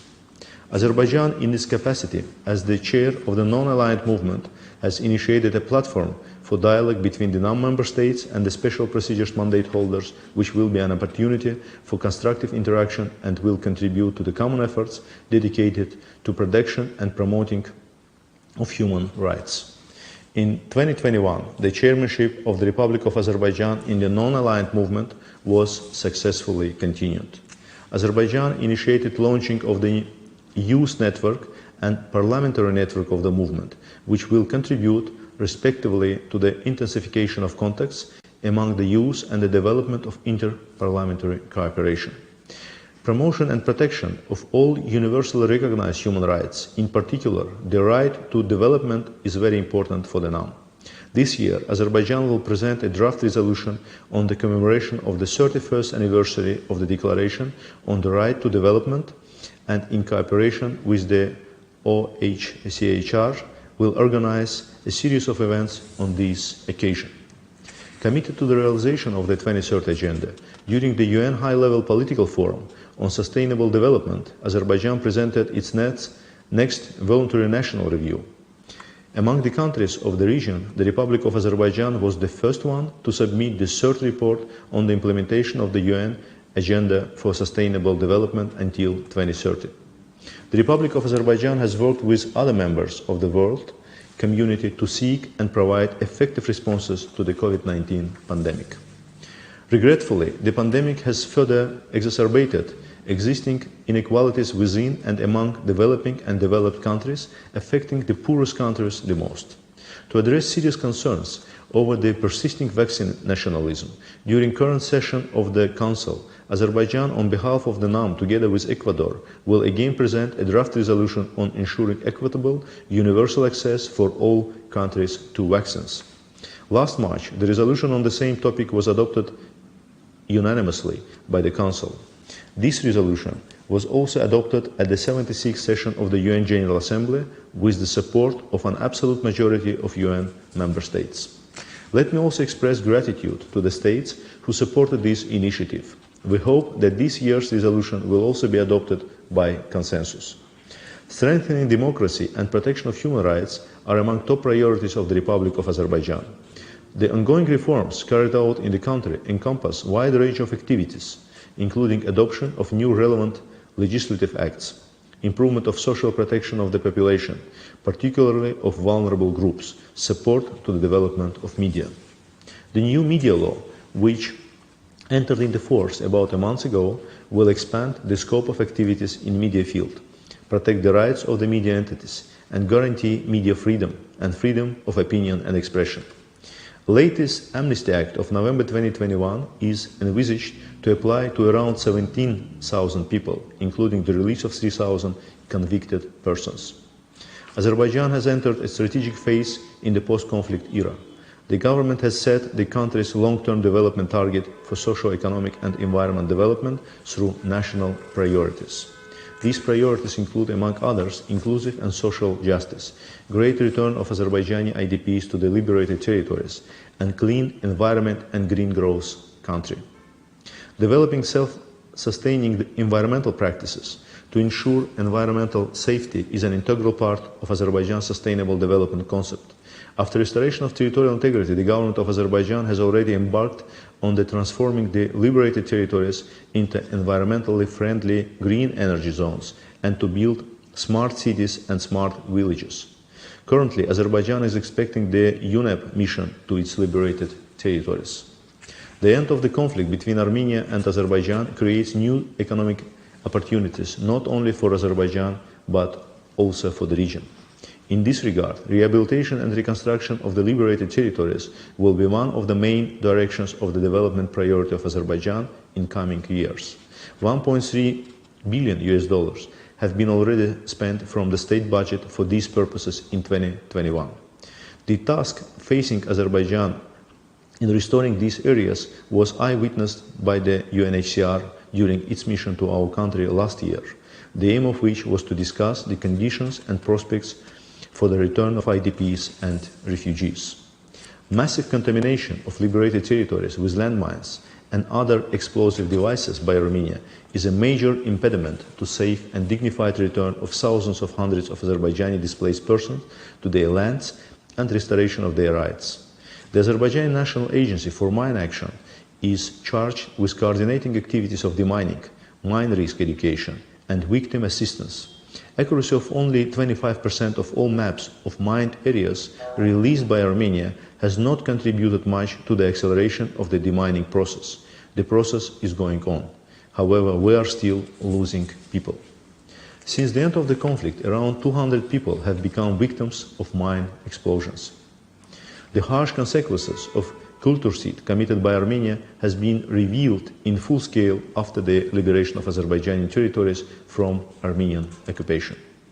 For more than 20 years, the Republic of Azerbaijan has repeatedly called on UNESCO to implement mission to then occupied territories of Azerbaijan. However, this mission was prevented due to the occupation of these territories by the Armenian military forces. The fact is reflected in the UNESCO activities report published in 2005. The Azerbaijani historical, cultural and religious heritage in Armenia shared the same fate as the heritage in the then occupied territories, the facts about which has been repeatedly brought to the attention of UNESCO and the international community by Azerbaijan. On numerous occasions, Azerbaijan at the highest level has declared its determination to preserve, restore and put into operation all cultural and religious monuments in the liberated territories irrespective of their origin. Our strong track record in promoting multiculturalism, both at home and abroad, is a guarantee in this regard. In conclusion, let me once again recall that Azerbaijan is interested in cooperation with relevant international partners, including UN and its agencies, as well as individual states which are willing to contribute to peace, stability and development in the region. The position of Azerbaijan in this regard is based on international law, relevant resolutions and documents regulating UN's activities in the fields of humanitarian assistance, post-conflict rehabilitation and reconstruction. Thank you.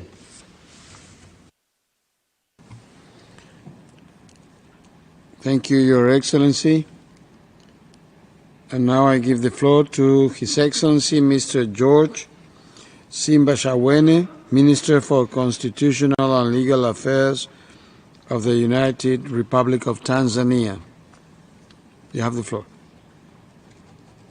Mr. President, High Commissioner, distinguished Excellencies, it is with great pleasure that I address this esteemed body and extend greetings from Her Excellency Samia Suluhu Hassan, the President of the United Republic of Tanzania, who has placed the promotion and the protection of human rights at the forefront of the development agenda. On behalf of the people and the government of the United Republic of Tanzania, I congratulate you, Mr. President, on your election as the President of the Human Rights Council. I wish to ensure you of the full support of the United Republic of Tanzania as you take on the noble undertaking of steering the Human Rights Council central role in the promotion and the protection of human rights. We also commend the High Commissioner, Madam Michelle Bachelet, and her global team for unwavering dedication towards the international human rights agenda. Mr. President, we applaud the Council for proceeding with its program of work despite the challenges of the COVID-19 pandemic and the spirit of cooperation whereby states have continued to engage with the Council. Indeed, Tanzania takes its obligation with the Human Rights Council seriously.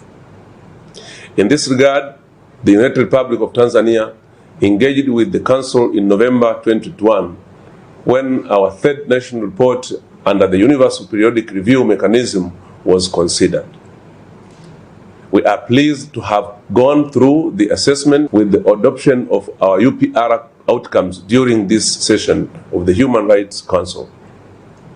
Mr. President, the United Republic of Tanzania recently celebrated 60 years of independence on the 9th of December 2021. This was a time of great reflection for the country, with each minister disseminating sectoral achievements and challenges over the past 6 decades through press conferences to the public in consideration of the good governance principles of transparency and accountability, including the promotion and protection of human rights. Notable achievements over this period include holding multi-party democratic election every 5 years in compliance with our constitution, being categorized a middle-income country by the World Bank 5 years before this objective of the National Development Agenda, Vision 2025, and maintaining a unique union between two states, being Tanzania mainland and Zanzibar, and importantly, remaining a peaceful and stable nation. Mr. President, the United Republic of Tanzania, like the rest of the world, has had to adopt response measures to the COVID-19 pandemic in recognition of the right to health and in consideration of the socio-economic ramifications of the pandemic.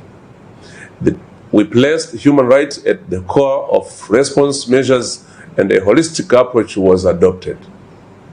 Therefore, when the United Republic of Tanzania secured Tanzanian shillings 1.3 trillion, approximately $600 million, as a COVID relief funds from the IMF in 2021, they were collectively used for construction of health facilities, school and dormitories, drilling wells for clean potable water, empowerment of entrepreneurs, specifically the youth, women, and the persons with disabilities, and for supporting the poor household empowerment program.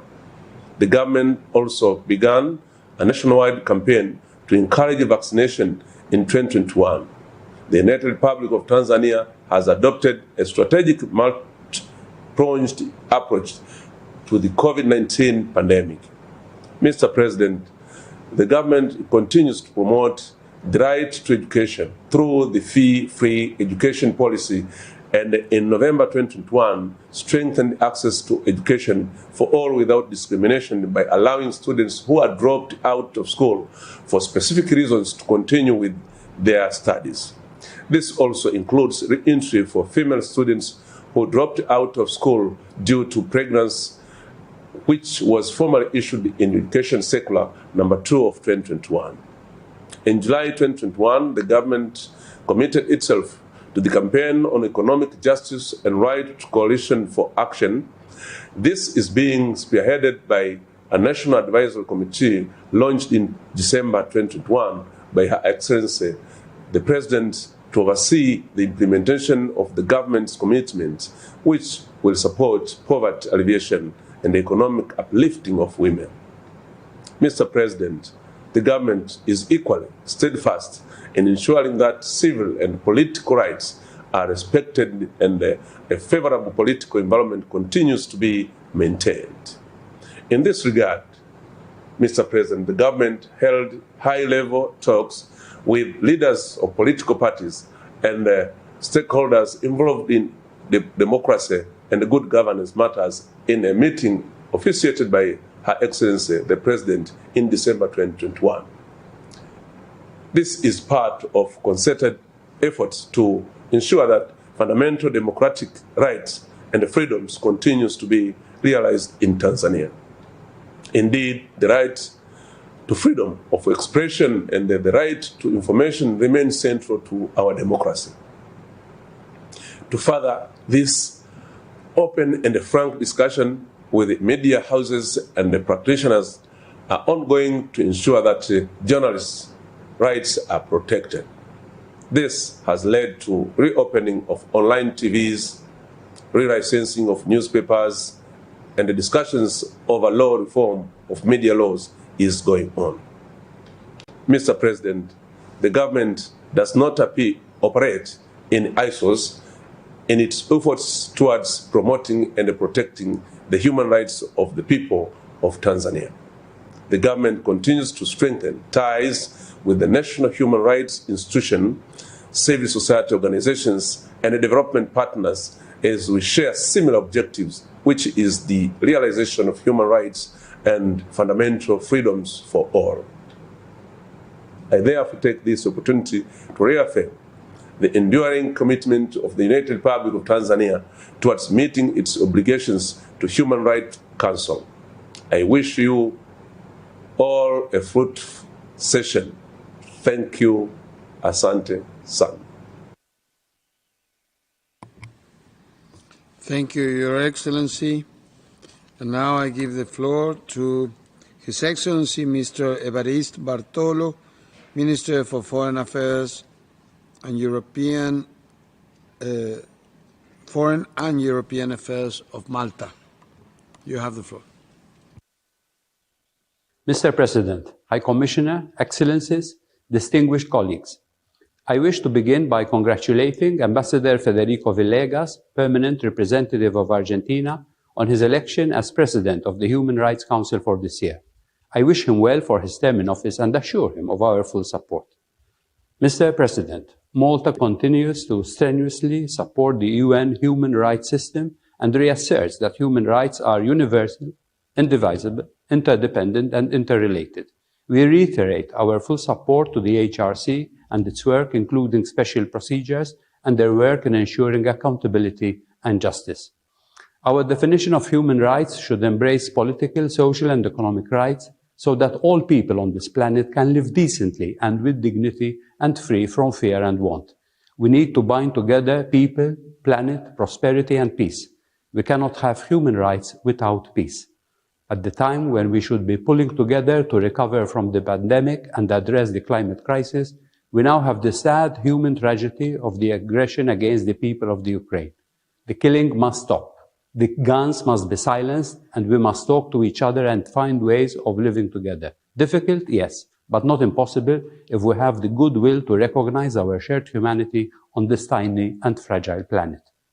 We live in a world where the top 1% have nearly 20 times more of global wealth and the bottom 50% of humanity. Every 4 seconds, a person dies of hunger. Even during the pandemic, military budgets have continued to increase, but not enough money was found to vaccinate all the world and save millions from death and other millions from being plunged into poverty. Mr. President, my government will continue to prioritize gender issues in our implementation of human rights and stresses the need to promote and protect women's and girls' full enjoyment of human rights. In line with the Women, Peace and Security agenda, we consider the inclusion of women at every level of governance, including peace, mediation and negotiations, an essential element in prevention and recovery efforts. It is clear that including women, who represent half the global population in these structures, will benefit the whole of society. Malta continues to take gender equality issues seriously. Last year, Parliament approved a bill which introduces a gender quota for honourable members intended to increase gender equality in parliamentary representation. Mr. President, protection of freedoms of opinion and expression is a hallmark of a free society. We are deeply concerned that journalists around the world continue to be targeted, and we remain committed to ensuring their safety and protection. In this regard, judicial proceedings in the Daphne Caruana Galizia case are progressing. My government remains fully committed to bring all perpetrators to justice. In line with the conclusions of the public inquiry related to this case, we have also set up an expert committee to make recommendations to strengthen the protection of journalists in full consultation with all stakeholders. We welcome and support the valuable work undertaken by civil society organizations and human rights defenders in the promotion and protection of human rights, particularly through their central role at this Council. Mr. President, the Council has continued to make important strides in identifying the causes of violence and discrimination against people due to their sexual orientation and gender identity. Malta will continue to place special emphasis on promoting the human rights of LGBTIQ persons at the multilateral level. Nationally, we have also taken similar steps as part of the LGBT+ equality strategy and action plans implementation for 2018-2022. For the 6th year in a row, Malta continues to top the ILGA Europe Rainbow Organization rankings, which encourage us to do more. Malta will continue to advocate for the prevention and elimination of racism, xenophobia, and related intolerance. And last year, we adopted our first anti-racism strategy, aiming to confront and eliminate racism in all its forms. Mr. President, in conclusion, we reiterate our unwavering support to High Commissioner Bachelet and her office. We call on all states to ensuring adequate funding and to extend their cooperation and protect the independence of the office of the High Commissioner. My hope for this year is for all UN members, especially HRC members, to uphold the highest standards in the promotion and protection of human rights. Only by doing so will we be in a position to face and eventually overcome the global challenges that which we are all faced for the benefit of all. The best way to promote human rights is to practice them at home and continue developing and lead by example rather than through self-righteous crusades against other countries. Instead, we should try to understand each other as human beings through learning about each other's culture and history, to see ourselves as equal human beings and with equal human, political, economic, and social rights for a decent life with dignity on our planet. Thank you. Thank you. Et maintenant, j'ai l'honneur de donner la parole et inviter à son Excellence Cheikh Ahmedou, commissaire aux droits de l'homme, à l'action humanitaire et aux relations avec la société civile de Mauritanie. Excellence, vous avez la parole.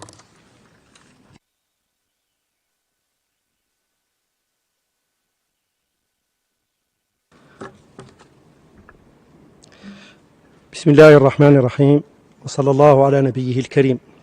السيد رئيس مجلس حقوق الإنسان الموقر، السيد المفوضة السامية لحقوق الإنسان، السادة والسيدات الوزراء، أصحاب السعادة، السفراء ومندوبي الدول، السادة والسيدات ممثلي المنظمات الدولية والإقليمية، السادة والسيدات ممثلي المؤسسات الوطنية لحقوق الإنسان ومنظمات المجتمع المدني، أيها السادة والسيدات، يطيب لي بداية أن أعبر باسم حكومة الجمهورية الإسلامية الموريتانية عن أخلص التهاني وأطيب التمنيات لمجلسنا الموقر وللمفوضية السامية لحقوق الإنسان على العمل الجبار الذي ما فتئوا يقومون به من أجل ترقية وحماية حقوق الإنسان وصيانة كرامته في كافة أنحاء العالم. سيد الرئيس، على الرغم من الجهود الكبيرة وحجم المنجز في مجال حقوق الإنسان، فإن عالمنا ما يزال يواجه مجموعة من العوائق والتحديات الجمة التي تقف حجر عثرة دون تطبيق العديد من المعاهدات ذات الصلة ودون تمتع البعض بأبسط حقوقه الأساسية والضرورية. ولعل من بين تلك العوائق والتحديات على سبيل المثال لا الحصر النزاعات والتهريب والإرهاب والتطرف العنيف والهجرة السرية والتأثيرات المناخية والمتاجرة بالبشر. وفي هذا الإطار لم تزل بلادنا تقوم بجهود حثيثة على المستويين الدولي والإقليمي للمساهمة الفعلية في حل النزاعات واستقبال وإيواء النازحين وطالب اللجوء ورفع التحديات عن طريق سياسات متنوعة ومقاربة أمنية شاملة سعيا للتصدي للإرهاب والتطرف والجريمة المنظمة العابرة للحدود، وخاصة في إطار مجموعة دول الساحل الخمس. السيد الرئيس، يشهد العالم منذ عامين تحديا كونيا كبيرا تمثل في جائحة كوفيد-19 التي ما زلنا نعيش تداعياتها.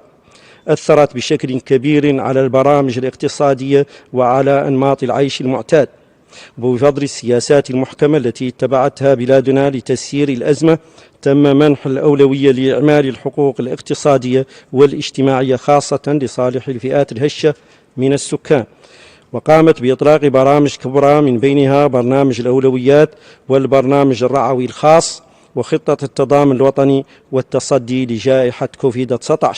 السيد الرئيس، عرفت حالة حقوق الإنسان في بلادنا تقدما ملحوظا في مجال ترقية وحماية الحقوق المدنية والسياسية والاقتصادية والاجتماعية. تعززت معها مكانة موريتانيا بين مصاف الأمم الساعية بجد إلى بناء دولة القانون والمؤسسات وترسيخ الديمقراطية وحقوق الإنسان والترقية وصون مفاهيم الحرية بما يضمن بناء الإنسان الحر المالك زمام إرادته. وفي هذا السياق تم لأول مرة إطلاق مسار إعداد استراتيجية وطنية لترقية وحماية حقوق الإنسان في البلد، وفي مسار تشاوري بالتعاون مع مكتب المفوضية السامية للأمم المتحدة لحقوق الإنسان في بلادنا. سيد الرئيس، شهد الإطار القانوني والمؤسسي لترقية وحماية حقوق الإنسان تطورا نوعيا من خلال المصادقة على نصوص تشريعية جديدة عززت حماية الحقوق والحريات، كالقانون 00/2021 المتعلق بالجمعيات والهيئات وبالشبكات، الذي يكرس لأول مرة نظام التصريح للجمعيات بدل الترخيص، ومن خلال إنشاء المرصد الوطني لحقوق المرأة والفتاة. كما تم استحداث جائزة وطنية لتشجيع المدافعين عن حقوق الإنسان وتعزيز اللحمة الاجتماعية. وفي مجال محاربة العبودية والاتجار بالبشر نظمت حكومة بلادي طاولة مستديرة حول إنفاذ القانون 031/2015 المجرم للعبودية والمعاقب للممارسات الاستعبادية، أسفرت عن صياغة توصيات واقتراح حول إنفاذ القانون. كما توجت بإصدار تعميم وزاري مشترك يحث القائمين على إنفاذ القانون على اتخاذ التدابير اللازمة المنصوص عليها في القوانين لضمان مسطرة قضائية فاعلة، علاوة على تنظيم ورشات تكوينية وحملات تحسيسية حول التشريعات لصالح السلطات الإدارية والقضائية والأمنية ومنظمات المجتمع المدني. سيد الرئيس، في إطار تعزيز الحقوق الاقتصادية والاجتماعية، واصلت الحكومة تنفيذ برنامج أولويات موسع الذي يحتوي على أكبر عدد من المشاريع المتزامنة في تاريخ البلد. يهدف هذا البرنامج إلى رفع القوة الشرائية للمواطنين وتحسين الولوج للخدمات الأساسية وخلق فرص للعمل، وقد استفاد منه ما يقارب 50% من السكان.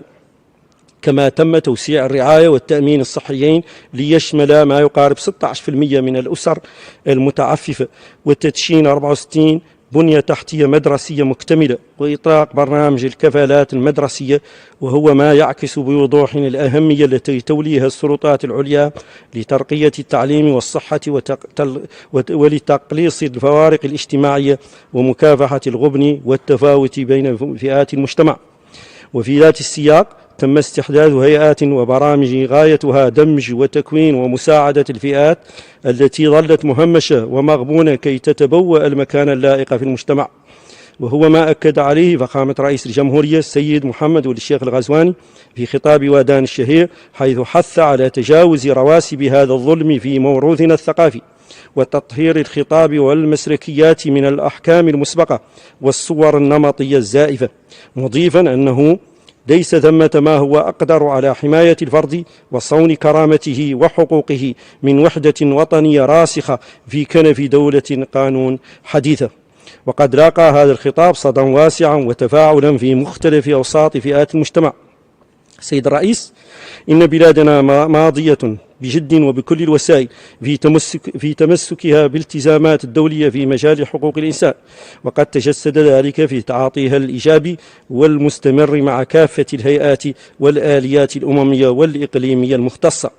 ولعل مرور بلادنا الأخير أمام آلية الاستعراض الدولي الشامل ومشاركتها في حوار تفاعلي مع فريق العمل الخاص بالاختفاء القسري أمور بين أخرى تشهد على الإرادة الصادقة والديناميكية الملحوظة التي يعرفها مسار العلاقة مع هذه الهيئات. وننتظر في الأشهر القادمة زيارة المقرر الخاص المعني بالأشكال المعاصرة للرق ورئيسة فريق العمل المعني بحقوق المرأة والفتاة. سيد الرئيس، اسمحوا لي أن أثمن باسم الحكومة الموريتانية جهود كافة هيئات الأمم المتحدة المواكبة والداعمة لبلادنا في مجال حقوق الإنسان، وخاصة مكتب المفوضية السامية لحقوق الإنسان في بلادنا، وكذا المؤسسات الوطنية لحقوق الإنسان ومنظمات الدفاع عن حقوق الإنسان التي تمثل شاركتها وبفعالية مؤشرا مهما على المكانة التي تتمتع بها والدور الكبير الذي بات ينتظر منها سواء على مستوى التعبئة أو التثقيف أو المشورة. وختاما أعرب لكم عن حرص السلطات العليا في بلادنا على المضي قدما في مواكبة كافة الجهود الرامية إلى حفظ وصيانة كرامة الإنسان، متمنيا لأعمال دورتنا التوفيق والنجاح. أشكركم والسلام عليكم ورحمة الله تعالى وبركاته.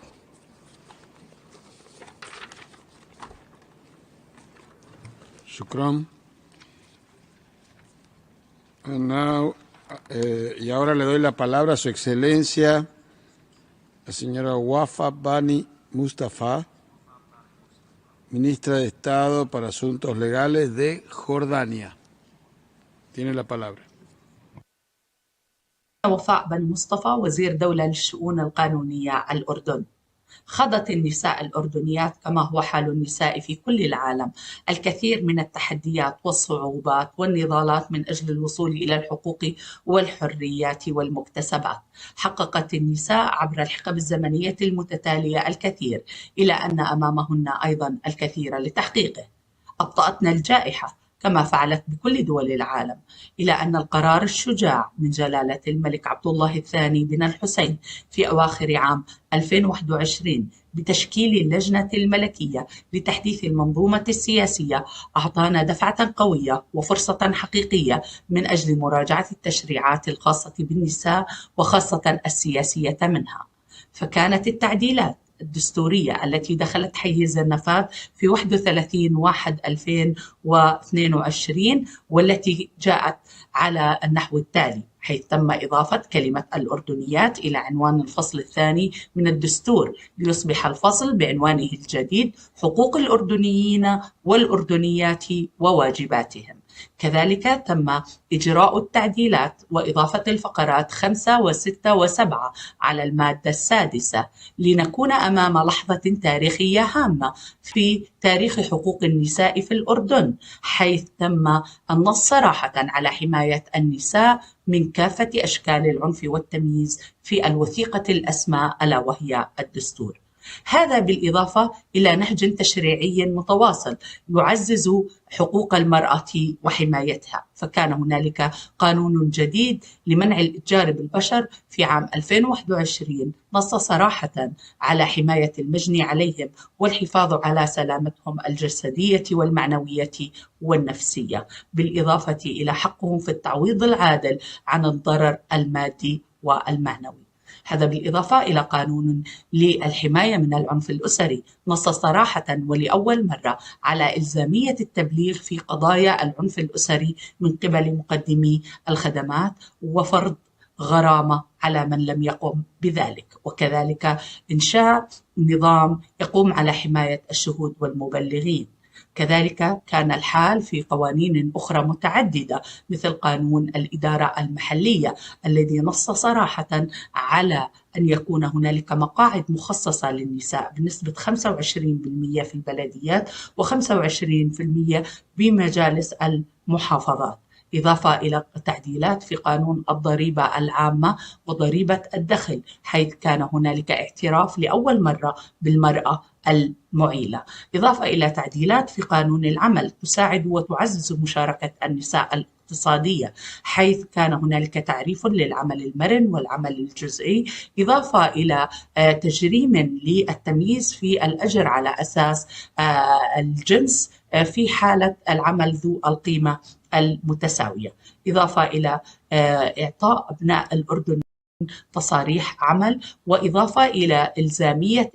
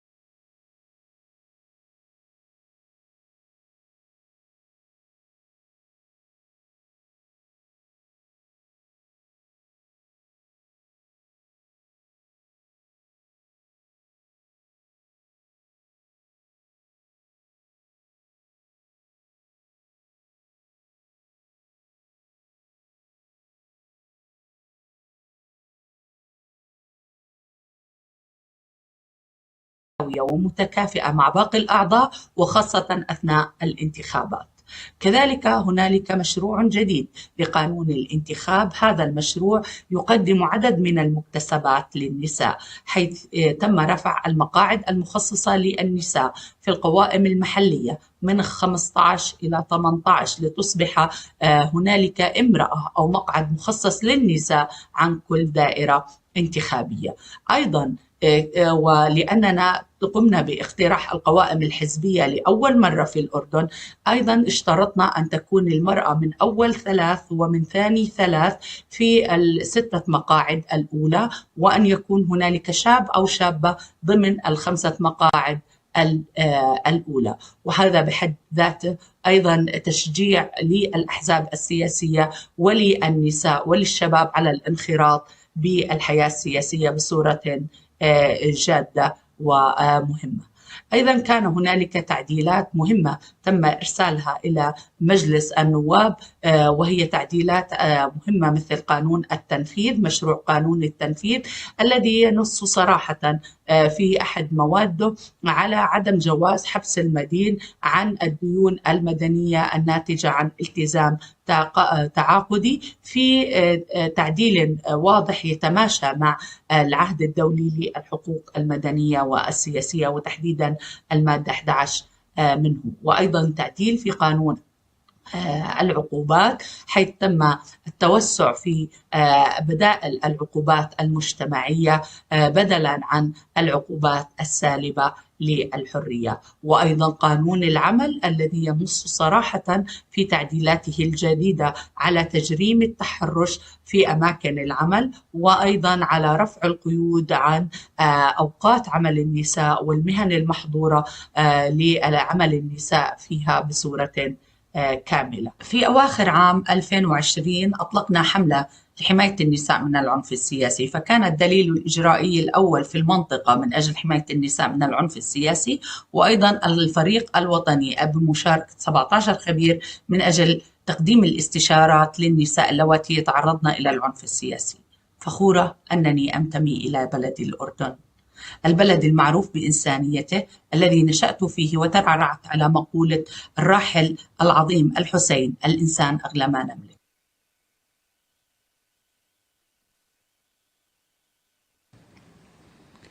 Shukran. Y ahora le doy la palabra a Su Excelencia, la señora Ana Luisa Castro, viceministra de Asuntos Multilaterales y Cooperación de Panamá.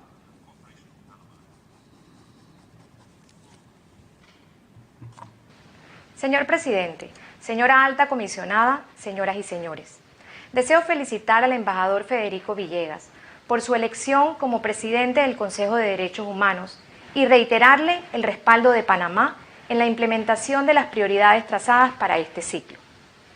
Nos encontramos en un punto de inflexión caracterizado por múltiples desafíos, incluyendo la pandemia del COVID-19, la crisis climática y ambiental, la pobreza, los conflictos armados y la inseguridad alimentaria. Todo ello ha exacerbado las tensiones y las desigualdades en todo el mundo, exponiendo a determinados grupos de personas a un estado de gran vulnerabilidad y marginación. Abordar estos retos es un imperativo de derechos humanos, de desarrollo y de seguridad internacional.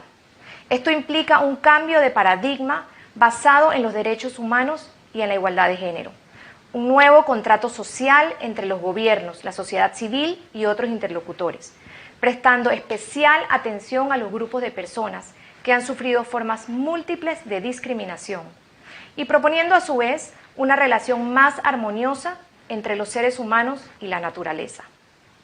Hoy, más que nunca, el Consejo de Derechos Humanos debe cumplir con la misión de proteger y promover el respeto universal de los derechos humanos y las libertades fundamentales de todas las personas, sin distinción de ningún tipo, incluso en situaciones de emergencia.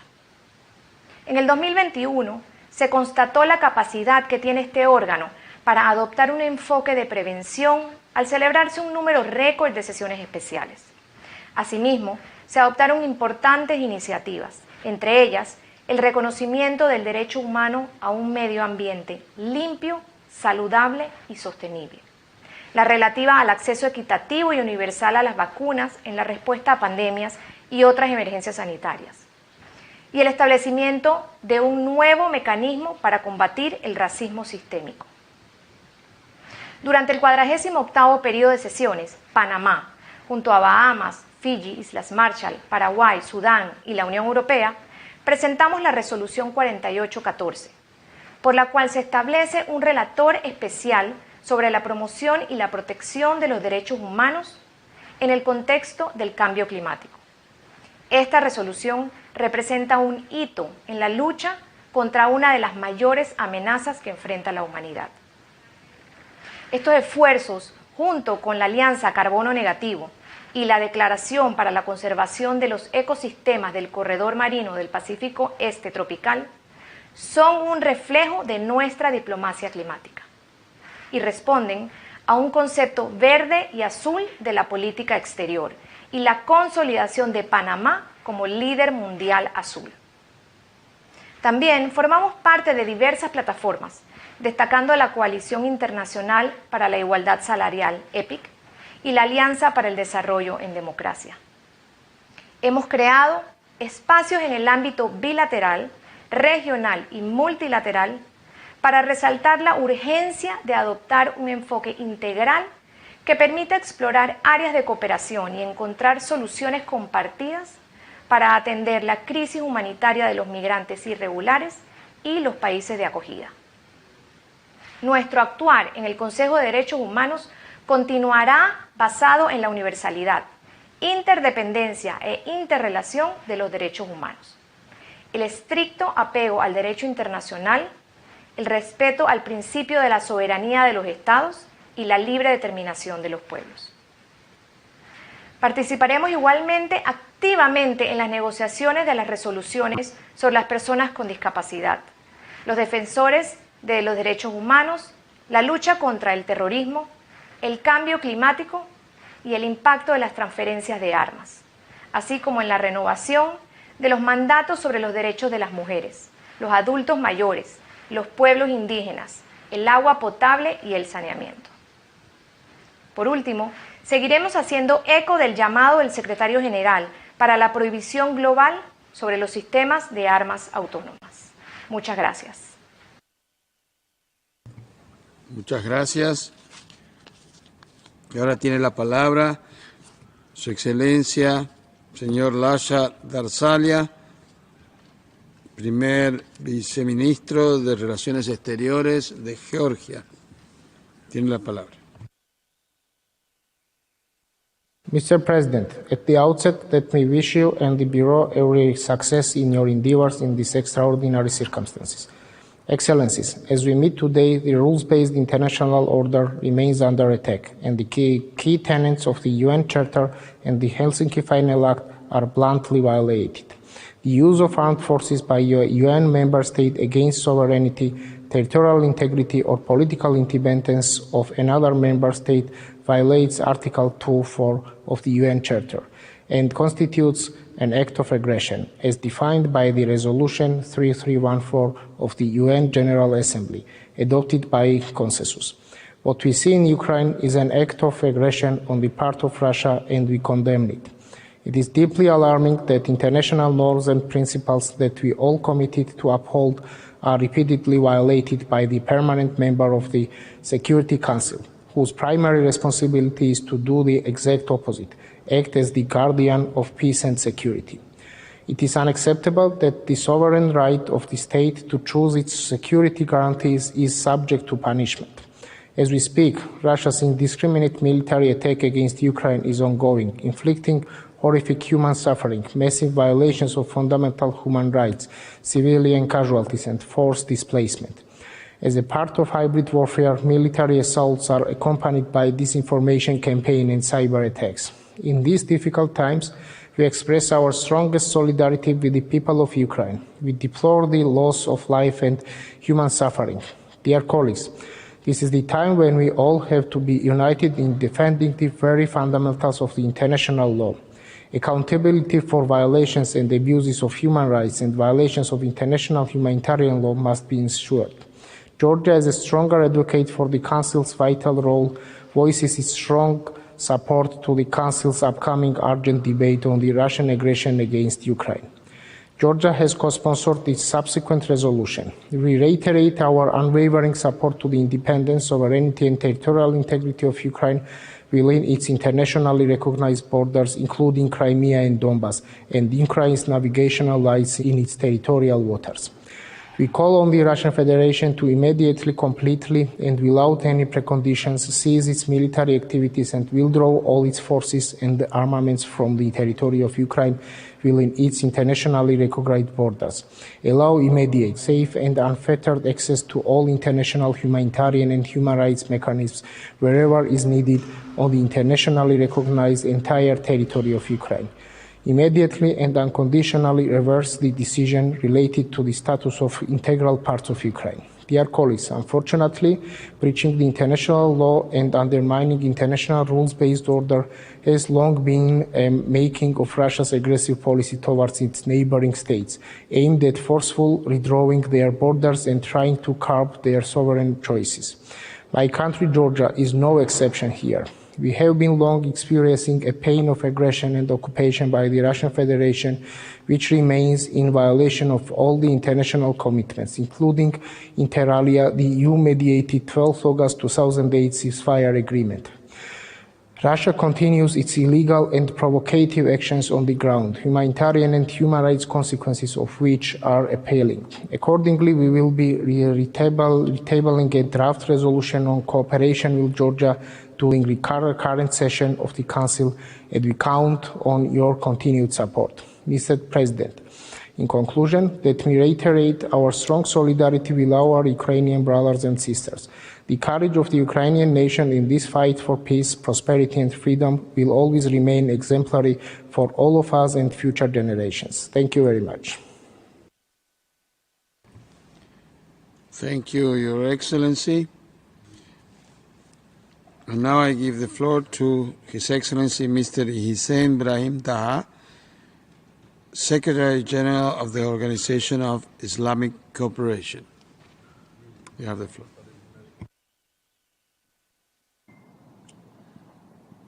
Monsieur le Président, Madame le Haut-Commissaire, Mesdames et Messieurs les chefs de délégation, Mesdames et Messieurs, la promotion de la protection des droits de l'homme pour tous, sans discrimination aucune, constitue le baromètre des références démocratiques les plus réalistes d'une société. Je suis donc très heureux de m'adresser à ce Conseil qui promet et protège les droits de l'homme comme l'un des trois piliers des Nations Unies. Alors que les Nations Unies offrent un espace commun à toutes les nations, grandes et petites, pour œuvrer ensemble au bien commun de l'humanité dans un climat de paix et de sécurité, cet organe sert de guide et de boussole morale. Mesdames et Messieurs, les progrès technologiques nous rendent chaque jour plus interdépendants d'une manière que nous n'aurions jamais imaginée. Cette indépendance suggère que nous avons non seulement un avenir commun, mais aussi un présent commun. En conséquence, nous devons poursuivre des politiques communes, des politiques universelles, de par leur nature durable, de par leur caractère à mettre en œuvre de manière non discriminatoire à tous les niveaux. Pour y parvenir, nous devons dépasser nos intérêts étroits et œuvrer ensemble pour des politiques qui renforcent la paix, la sécurité, le développement et les droits de l'homme à tous les niveaux. Ainsi, nous créerons un modèle meilleur où nous pourrons vivre en paix et en harmonie et le partager fièrement avec les générations futures. Ce Conseil doit prendre les devants sur ce sujet. Je vous assure que l'OCI sera un partenaire actif dans ce processus. Mesdames et Messieurs, la Déclaration universelle des droits de l'homme, DUDH, est un document qui a changé le cours de l'histoire récente en engageant les États à respecter les valeurs et les politiques des droits de l'homme qui ont apporté des avantages considérables à des millions de personnes dans le monde. Nous devons continuer à avancer dans cette direction et nous engager collectivement à mettre pleinement en œuvre la DUDH et les traités ultérieurs qui en découlent. Dans le même objectif, la Commission des droits de l'homme de l'OCI a également révisé en harmonie la déclaration du Caire de l'OCI sur le droit de l'homme et la Convention de l'OCI sur le droit de l'enfant, avec les normes universelles des droits de l'homme. La CPDIH continue également à conseiller les États membres sur toutes les questions relatives aux droits de l'homme de manière indépendante et objective.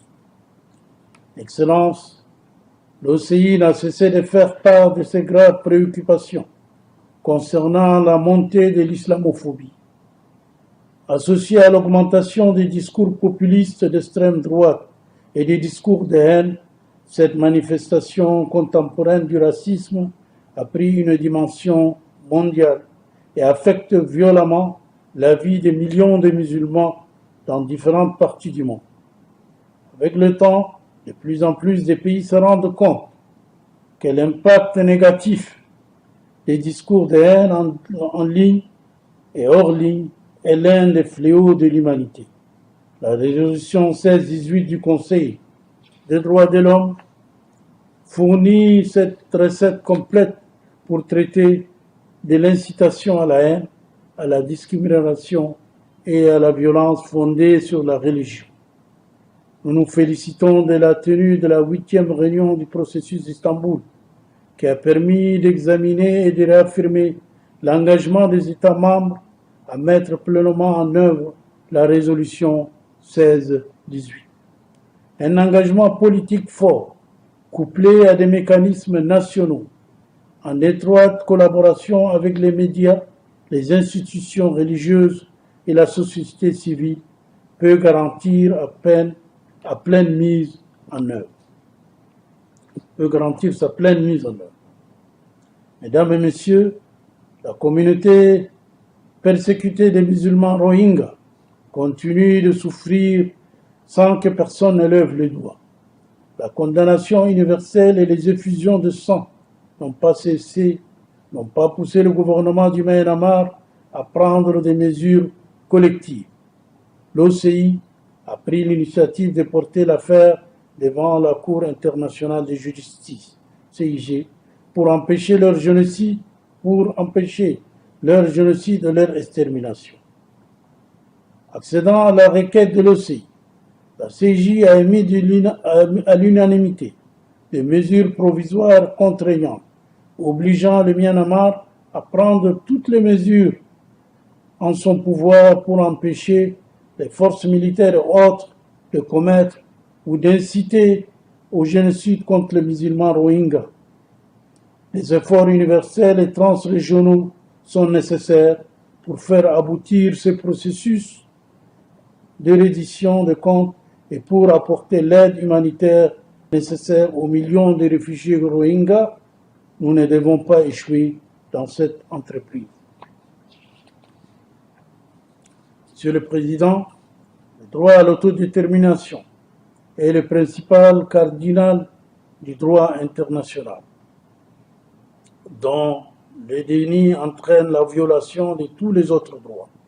Malheureusement, ce droit continue d'être refusé au peuple palestinien et cachemiri, ce qui a affecté le règlement pacifique et juste de ces différends au cours de cette dernière décennie et a conduit à de graves violations de leurs droits de l'homme.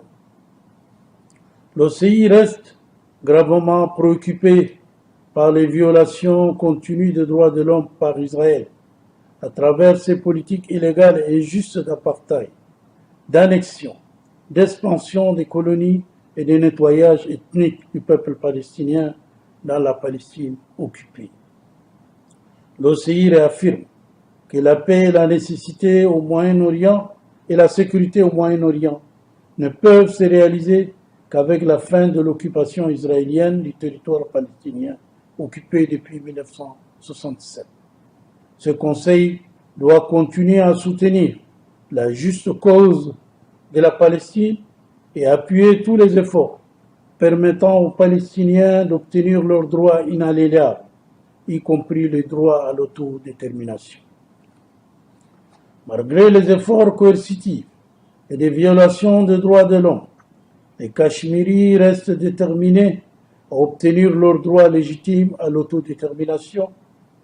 2 rapports du HCDH sur le sujet ont confirmé les préoccupations répétées de l'OCI concernant les violations continues des droits de l'homme. L'OCI approuve les recommandations de ces rapports en faveur d'une mission internationale d'enquête et demande au HCDH de poursuivre ses efforts, ses rapports sur le sujet. Nous appelons également à une résolution pacifique du conflit au Cachemire, conformément aux résolutions pertinentes du Conseil de sécurité des Nations Unies et aussi aux souhaits du peuple cachemiri. La situation des droits de l'homme en République centrafricaine, RCA, reste une source de préoccupation. L'OCI coopère activement avec ses partenaires internationaux, y compris le gouvernement de la RCA, pour instaurer la paix et la stabilité dans le pays par le biais de diverses initiatives, notamment en fournissant une assistance humanitaire. La communauté internationale, en particulier les Nations Unies, est invitée à prendre des mesures concrètes pour permettre au pays et à la région de retrouver la paix, la sécurité et la stabilité. Le Conseil des ministres des Affaires étrangères de l'OCI sur l'Afghanistan, qui s'est tenu récemment, a réaffirmé que le développement, la paix et les droits de l'homme sont liés. L'OCI est donc engagé avec les autorités afghanes sur toutes ces questions. La communauté internationale doit également jouer son rôle en fournissant au peuple afghan sans condition l'aide humanitaire dont il a tant besoin. Ce Conseil doit accorder une attention particulière aux droits civils, politiques, économiques, sociaux et culturels, y compris le droit au développement. Ignorer un ensemble de droits plutôt que l'autre ne fait qu'affaiblir leur progression. L'agenda 2030 ouvre de manière exhaustive ces droits. Le commerce équitable, la durabilité de la dette, l'accès aux technologies et le renforcement des capacités sont essentiels à la mise en œuvre effective. Le changement climatique est le problème majeur de notre époque. Il est réel et affecte tous les droits de l'homme. L'absence de leadership et de réponse multilatérale décisive pour réaliser les engagements de l'accord de Paris ne fait qu'aggraver la situation. Nous devons nous unir tous pour y faire face, afin d'offrir à nos générations futures la responsabilité, la possibilité de vivre dans la paix, la prospérité et la sécurité. Excellences, les pays de l'OCI souscrivent pleinement aux idéaux de la déclaration du programme d'action du Beijing concernant l'autodétermination des femmes et des filles. L'OCI dispose également d'un plan d'action élaboré pour la promotion des femmes afin de garantir que les femmes soient représentées de manière appropriée dans tous les processus politiques ainsi que dans les plans socio-économiques et de développement. L'Organisation pour le développement de la femme de l'OCI, récemment créée au Caire, ne ménage aucun effort pour renforcer l'autonomisation des femmes dans tous les domaines. La famille est l'unité fondamentale de la société. Elle doit être protégée et préservée par l'État et la société. L'OCI soutient pleinement la résolution du Conseil des droits de l'homme sur la protection de la famille et condamne toutes les initiatives visant à redéfinir l'institution du mariage et le concept sur la base de la notion d'orientation sexuelle qui s'avère juridiquement, moralement et socialement erronée. Mesdames et messieurs, cette année marquera le 75e anniversaire de l'ONU. un moment important pour renouveler notre engagement à défendre le respect, la dignité et l'égalité de droits de tous les êtres humains. Réaffirmons notre détermination à défendre les droits de l'homme universels, quelles que soient les difficultés, afin de construire un avenir commun et juste pour l'humanité. Je vous remercie. Merci, Son Excellence. Y ahora le doy la palabra a Su Excelencia, la señora Gillian Triggs, Assistant High Commissioner for Protection of the United Nations High Commissioner for Human Rights. Sorry, for refugees. Mr. President, Excellencies, ladies and gentlemen, thank you for inviting me to address the Human Rights Council on the 10th anniversary of the Voluntary Trust Fund, a fund created to ensure the inclusion of least developed countries and small island developing states in human rights protection. Today's theme is the mainstreaming of human rights throughout the United Nations system. For human rights apply to all individuals without discrimination. As Assistant High Commissioner for Protection with the UN Refugee Agency, I welcome the opportunity to highlight the specific protection needs of asylum seekers and refugees and of all those forcibly displaced in their own country or who are stateless. People who've been forcibly displaced, today about 84 million people, 50% of them children, are highly vulnerable to persecution, discrimination, abuse and violence. They're in desperate need of the protection that international, regional and national human rights laws and mechanisms can and do offer. The COVID-19 pandemic. Yeah, the reason for stopping is that it's a video that is planned for tomorrow's panel discussion, not for the high-level segment on the mainstreaming. So, just a minute, please. I need to clarify what's going on. Thank you.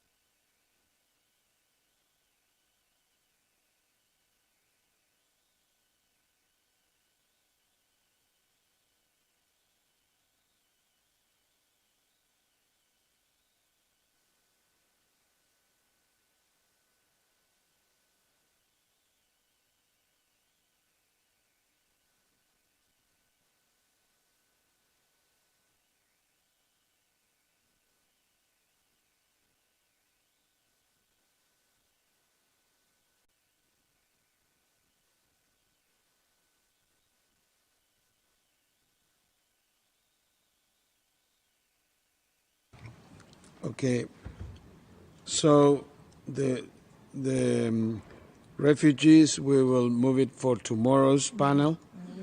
And yesterday, okay.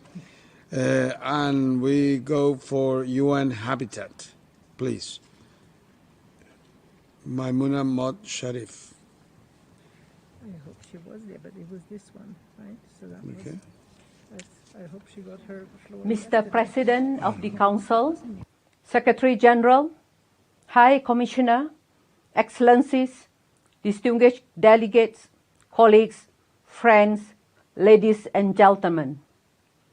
The mandate of UN Habitat to help member states achieve sustainable urban development for all is fundamentally grounded in the Universal Declaration of Human Rights. This has been reflected in the deliberations of the Human Rights Council on a variety of human settlements-related issues. It is within this framework of a human rights-based approach to development that I reiterate that the Secretary General's call for an immediate cessation of hostilities and the return to normalcy in territory of Ukraine. Civilians always pay the highest price. This is why the United Nations is scaling up our humanitarian operations in and around Ukraine. To the mayors and community leaders on the front line, my admirations for your courage and leadership during this difficult time.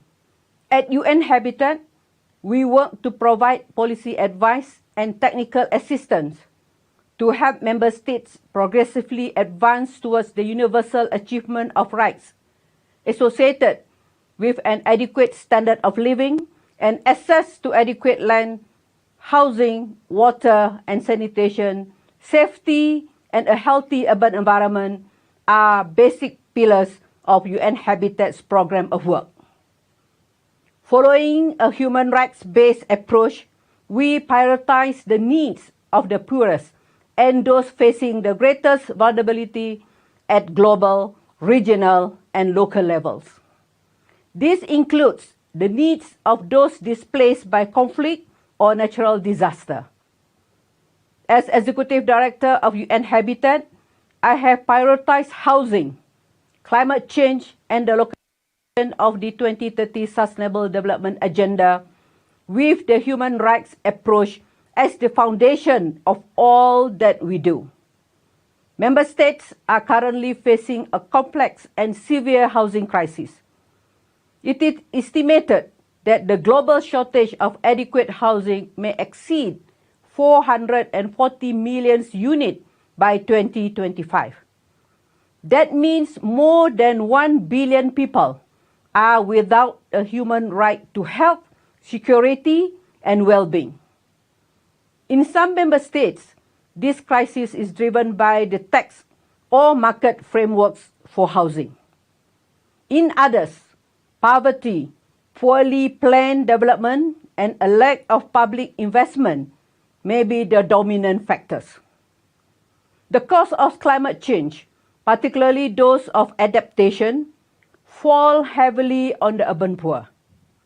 Their homes are often in the most environmentally precarious sites, and their water and sanitation systems are the most fragile. Whether it is housing, the provision of basic services, or wider questions of a healthy environment for communities, responsibility often falls to local governments. National governments will set the policy agenda and assign responsibilities. As a former mayor, I know that it is essential to harness the experience and skills of local governments and ensure that they have proportionate resources to their obligations. We must localize the Sustainable Development Goals. Across of all these issues and contexts, the rights-based approach championed by the Secretary General in his call to action and in our common agenda is an effective framework. Considering how national and subnational governments can respect, protect, and fulfill the rights of their citizens and effectively engage them in this process produces better policy with more sustainable outcomes. UN Habitat's partnership within and beyond the UN family reflect this. We have worked closely with the World Health Organization for many years on policy advice and technical assistance to improve human health in the urban environment. This partnership now includes looking forward to a post-COVID world and considering the ways in which the pandemic has reminded us of the value of good planning and of an adequate home. We welcome the convening of advisory groups on urban development by the Presidents of the General Assembly and the Secretary General and the UN Economic Commission's convening of a forum of mayors. These have the potential for establishing a regular dialogue between subnational governments and multilateral forums that will help deliver our sustainable development ambitions at the local level. This is fundamentally a dialogue about how to deliver human rights all the way to people's doorsteps. I wish the Human Rights Council the best in its coming deliberations, where you touch upon issues of human rights in cities and the variety of rights related to achieving an adequate standard of living in human settlements. Please count on our support. Led by our recently established Geneva office and with the support of our global network, we will follow and contribute where appropriate. We will also seek to support the efforts of the High Commissioner and Member States to consolidate and advance the Universal Periodic Review process. We are ready to provide technical assistance to support delivery of agreed recommendations. We also look forward to facilitating the engagement of subnational governments to ensure effective implementation at the local level. I look forward to working with all of you to achieve a better urban future. Let me end by inviting all of you to the 11th sessions of the World Urban Forum, which will take place in Katowice, Poland, from 26th to 30th June 2022. Thank you. Thank you. And the last speaker is His Excellency Mr. Ib Petersen, Deputy Executive Director of the United Nations Population Fund. You have the floor. Excellencies, distinguished guests, protecting human rights for all people is a precondition for individual well-being and for sustainable development. Sexual and reproductive health and reproductive rights are aligned to the enjoyment of many other human rights, including the right to life, health, education, equality and non-discrimination, privacy, and individual autonomy. UNFPA works to empower individuals and communities to claim their sexual and reproductive health and rights and advance gender equality to achieve the vision of the 1994 International Conference on Population and Development Programme of Action and the 2030 Agenda for Sustainable Development. The impact of COVID-19 pandemic threatens to undo years of progress in advancing women's health and rights. We have seen sexual and reproductive health services disrupted and human rights under increasing pressure around the world. Now, more than ever, we must stand with women and girls and stand up for their human rights. This year, the High-Level Political Forum on Sustainable Development will deliberate on building back better from COVID-19 while advancing the full implementation of the 2030 Agenda. UNFPA urges all stakeholders to renew their commitment and take strategic action to advance sexual and reproductive health and rights and gender equality. It's of critical importance to the broader sustainable development agenda. And for UNFPA's part, as reflected in our recently adopted strategic plan for 2022 to 25, we will continue to push forward for women's and girls' rights and choices. Our efforts focus on achieving 3 transformative results by 2030. 0 unmet need for family planning, 0 preventable maternal death, and 0 gender-based violence and harmful practices, including female genital mutilation and child marriage. The promotion and protection of human rights, particularly the rights of women, girls, young people, and those population groups whose sexual and reproductive health and rights are most at risk, will help us accelerate progress and reach those furthest behind. For UNFPA, standing up for human rights in particular means 3 actions: helping address inequality and discrimination, supporting governments to provide quality services aligned with international human rights norms and standards, and strengthening accountability systems to bring to light systemic and structural shortcomings that underlie human rights violations. Together with our UN partners and civil society organizations, UNFPA supports intergovernmental processes for the development of international human rights standards, as well as accountability frameworks for monitoring the implementation of recommendations on sexual and reproductive health and rights. Yet, norm setting needs to be translated into effective implementation on the ground. And to promote this, UNFPA stresses the importance of continued engagement with international human rights mechanisms, such as the UN treaty bodies, special procedures of the Human Rights Council, and a universal periodic review. We welcome the initiative taken by a number of member states in using language from their commitments made at the Nairobi Summit on ICPD 25 to ensure that the implementation of human rights recommendations and related ICPD commitments go hand in hand. At UNFPA, we want to walk the talk, and we know that only that which can be measured matters.